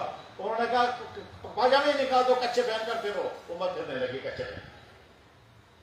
اللہ معاف فرمائے، اللہ تعالیٰ شان ہو، اگر اس پر پکڑ کرنے پر آئیں، تمہیں میرے نبی کے ایک ایک چیز سے نفرت ہے اور میرے نبی کے دشمنوں کے ایک ایک چیز سے تمہیں مزہ آ رہا ہے، میں تمہیں جینے نہیں دوں گا۔ مگر اس کے باوجود اللہ تعالیٰ شان ایکشن نہیں لے رہے ہیں۔ کیوں نہیں لے رہے ہیں؟ کیونکہ اللہ کے نبی نے کہا تھا یا اللہ میری امت پر عذاب نہیں بھیجنا، وہ کتنے ہی گندے کیوں نہ ہو جائیں، ایسا عذاب نہ بھیجنا ساری امت۔ اللہ نے قبول کر دی، اس دعا کی وجہ سے بچے ہوئے۔ ورنہ آج کے انسانی سماج میں اور انسانی سماج کے سارے شعبے، گھروں میں، دفتروں میں، بازاروں میں، سکولوں میں، دانشوروں میں، ہسپتالوں میں، ہر جگہ، کوٹوں میں، ہر جگہ جو منظر ہے، اس طرح کی گندگیاں جب پچھلی قوموں میں ہوتی تھی اللہ تعالیٰ ساری قوم کو ختم کر دیتا تھا، لیکن آج اس لیے اللہ تعالیٰ عذاب نہیں بھیج رہے کیونکہ اللہ کے نبی سے اللہ نے وعدہ کیا ہے، آپ کے نبی کا زمانہ، آپ کی امت کا زمانہ ہے، اس لیے برداشت کرنا۔ اس ایسے ماحول میں دین کے لیے جو نکلے گا، اللہ کے نبی نے فرمایا طوبی للغرباء، ان غریبوں کو میری طرف سے بہت مبارک تو اس زمانے میں میرے دین کا کام کریں گے۔ فرمایا بدا الاسلام غریبا وسیعود کما بدا، دین میرا شروع ہوا اس حال میں شروع ہوا، لوگ اسے نفرت کرتے تھے، پھر ایک زمانہ آئے گا میری دین کی بات سنتے سنتے لوگوں کو نفرتیں ہوں گی۔ چنانچہ یہاں بعض کالجوں سکولوں میں ٹیچر حضرات کہتے ہیں یہ دین وہاں مسجد میں رکھو، یہاں نہیں۔ یہاں سکولوں کالجوں کے بعد مسلمان ٹیچر کہتے ہیں لڑکوں کی یہ ٹوپی یہاں لے کر نہیں آنا، لڑکیوں کو کہتے ہیں گھڑکے گھڑکے یہاں نہیں چلیں گے۔ یہاں بعض مسلمان ٹیچر لڑکیوں کو ڈانس کرواتے ہیں اور خوش ہوتے ہیں ہم ان کو۔ اللہ کے نبی نے فرمایا ایسا اس زمانے میں جو میرے دین کا کام کرے گا، جب میرے دین کے ساتھ نفرتیں ہو رہی ہوں گی، جب میرے دین کو دھکے دیے جا رہے ہوں گے، ان کا حکم آئے گا تو سر آنکھوں پر اور میرا حکم آئے گا تو رون دیں گے۔ اس زمانے میں میرے دین کا کام جو کرے گا، فرمایا طوبی، اس طرح سے دوبارہ طوبی للغرباء الذین یصلحون ما افسد الناس، جب لوگوں میں بگاڑ ہی بگاڑ ہوگا اس وقت کتنا قیمتی ہے وہ جوان جو جوان اپنی جوانی کو بچائے اور پھر دوسرے جوانوں کو بچانے کی فکر کرے۔ کتنا قیمتی ہے وہ جوان جس جوان نے اپنی جوانی کو لاؤ افیئر سے بچا لیا، اور اگر پھنسا ہوا تھا تو چھوڑا لے اپنے آپ کو، ڈرگ سے اپنے آپ کو دور رکھا، میوزک گانا سے اپنے آپ کو دور رکھا، فیشن آوارگی سے اپنے آپ کو دور رکھا، اور اس کے بعد یہی محنت دوسری جوانوں پر کرنے لگا، اور اس کی محنت کے نتیجے میں دوسری جوان کے سدھار پر آگے، یہ ڈائمنڈ ہے ڈائمنڈ، اور نہیں ہم بتا سکتے اس پر اللہ تعالیٰ شان کو کتنے رحمتیں نازل ہوتی ہوں گی۔ تو ہے وہ جس کے نتیجے میں میری نبی کی امت کی اتنی جوان بچ گئے۔ اسی لیے شیطان پریشان ہوتا ہے، یہ تو خطرناک آدمی بن گیا میرے لیے، یہ تو ساری میری ٹیم کو نکال رہا ہے یہاں سے، یہ تو میری ساری ٹیم تھی، مجھے کچھ نہیں کرنا تھا، جو مجھے انہیں کرانا تھا یہ سارے خود ہی کر رہے تھے، یہ ڈرگس بھی کر رہے تھے، یہ شراب بھی پی رہے تھے، یہ براؤن شوگر بھی سپلائی کرتے تھے، یہ یہاں سے وہاں بھی پہنچاتے تھے، یہ چوریاں بھی کرتے تھے، یہ غلط تعلقات میں بھی تھے، یہ بدکاریاں بھی کرتے تھے، یہ لڑکیوں کا پیچھا بھی کرتے تھے، یہ میوزک گانے بھی سنتے، سارے میرے کام کر رہے تھے، مجھے کچھ نہیں کرنا تھا۔ یہ لڑکا خطرناک پیدا ہو گیا، یہ ایک ایک لڑکے کو نکال رہا ہے، پھر وہ پلان بناتا ہے کیسے ان کو واپس لاؤں گا۔ یہی ہوگا میرے بھائیوں، ارادہ کرو انشاءاللہ اپنی زندگی میں دین لانا ہے، اور اگر دین لانے کا ارادہ نہیں ہے تو تیار رہو اللہ کی سزا بھگتنے کے لیے، اور وہ سزا پھر جب اللہ کی طاقت کے مطابق آئے گی پھر ایک نہیں بچے گی۔ زلزلہ یاد کرو کیا ہوا تھا، وہ جھٹکا تھا سرا، جس اللہ نے وہ جھٹکا دیا تھا یہاں سے لے کر وہاں تھا، اور معلوم ہوگا رمضان کے زمانہ تھا، اور یہ بھی معلوم ہوگا شاید 100 سال سنا ہوگا ایک ہوٹل میں رمضان میں دن کے 8 یا 9 بجے شراب پی جا رہی، وہ سارے دن ختم بھی ہو گئے تھے۔ رمضان میں دن کے اندر 8-9 بجے جب زلزلہ آیا تھا تو شراب پی رہے تھے، ان کی تو لاشیں بھی نہیں ملی، وہ سارا ہوٹل ہی زمین کے اندر چلا گیا۔ جس اللہ نے وہ کیا تھا اس اللہ کو طاقت۔ میرے بھائیوں، راستہ ایک ہی ہے، دعوت اور تبلیغ کی اس اسٹیج سے یہی بتایا جاتا ہے امت کو، امت کون مسلمان کس شعبے کے ساتھ زندگی گزار رہا ہے، مزدور ہو، ملازم ہو، زمیندار ہو، غریب ہو، مالدار ہو، افسر صاحب ہو، کوئی اور صاحب ہو، کوئی اور صاحب ہو، جتنے صاحب ہوں، تمہاری صاحبی تمہارے ساتھ ہے۔ زندگی میں دین لاؤ، تم دین کے مطابق کرسی پر بیٹھو، دین کے مطابق کوٹ چلاؤ، دین کے مطابق بازار چلاؤ، دین کے مطابق ٹریڈنگ کرو، دین کے مطابق ملازمتیں کرو، دین کے مطابق تعلیم پڑھو اور پڑھاؤ، زندگی کامیاب ہوگی۔ اور اگر نہیں تو پھر ڈگریاں ڈھونڈتے رہو گے، خدا کی رحمت ڈھونڈتے رہو گے، رحمت نہیں ملے گی۔ ابھی کچھ دنوں پہلے ایگزام ہوا، لاکھوں فیل ہو گئے، ڈپریشن کے شکار ہو گئے۔ ہم نے اتنی محنت کی تھی، کیا ہوا؟ کچھ ڈپریشن کے شکار ہو گئے، کچھ نے گولیاں کھانی شروع کر دی، کچھ خودکشی کرنے میں لگ گئے تھے۔ ہم نے اتنی محنت کی تھی، نیٹ کے امتحان کے لیے پاس نہیں ہوئے۔ یہی ہو جب رات بھر ہم نے اللہ کو ناراض کیا، صبح کو کہیں گے اللہ رحمت برسا دیجیے، میں کامیاب نہیں کروں، تو ارادہ کرو انشاءاللہ ہم اپنی زندگی میں دین لائیں گے۔ اگر کسی سے پوچھیں گے کیا کامیابی چاہتے ہیں تو ہر انسان کہے گا جی ہاں، کون نہیں چاہتا۔ پھر اگر کہیں گے کامیابی زندگی میں لانے کے لیے اگر محنت کرنی پڑے گی تو کرو گے محنت، ایسے ہی جیسے بیمار سے پوچھیں گے صحت پانے کے لیے دوائی کھاؤ گے، علاج کرو گے، کہیں گے جی کروں گا، صحت کھانے بس ٹھیک اسی طرح سے اپنی زندگی میں کامیابی لانے کے لیے محنت کرو گے۔ انسان کا اندر کا کمزور ایمان کہے گا جی کروں گا محنت، پھر جب کہیں گے اب کھڑے ہو جاؤ محنت کرنے کے لیے تو اس وقت شیطان کہے گا نہیں نہیں جانا، کیونکہ شیطان کہے گا اگر یہ چلا گیا میرے جان سے نکل جائے گا۔ تو ایک دم 3 طاقتیں آ جائیں گے روکنے کے لیے، ایک نفس، ایک شیطان اور ایک ماحول۔ ماحول بھی کبھی کبھی روتا ہے، بیوی کہیں گے کہاں جا رہے ہیں، دوست کہے گا بیوقوف تمہیں فرصت نہیں، بلکہ بعض دفعہ سکول والے کہیں گے تم کہاں چلے گئے تھے، آوارگی میں پھر رہے تھے۔ آوارہ ہم لڑکے ہو جائیں گے، ان کی پرواہ نہیں ہوگی، جب دین سیکھ کے نکلنے کا تو احساس کریں گے۔ تو جب تم سے کہا جائے گا تو اندر سے نفس اٹھے گا اور رکاوٹ ہے، رکاوٹ کوئی نہیں ہوگی پھر بھی رکاوٹ ڈالے گا۔ انبیاء ہے، کہتے ہیں تبلیغ میں نکلو دین سیکھو، نہیں نکلیں گے اس کے بعد اگلے دن ایکسکرشن پہ لے جائیں گے، 1 ہفتہ پہلگام اور گناہوں کا بار لے کر کے آتے ہیں۔ جب امت کا یہ حال ہو اس کے بعد زندہ رہنے کا حق نہیں ہے امت کو، مگر اللہ تعالیٰ پھر بھی ایکشن نہیں لیتے ہیں۔ اللہ آدمی کرو ارادے سارے انشاءاللہ، اس ارادے کے بعد اب نام بتاؤ کیسے کیسے نکلنا ہے۔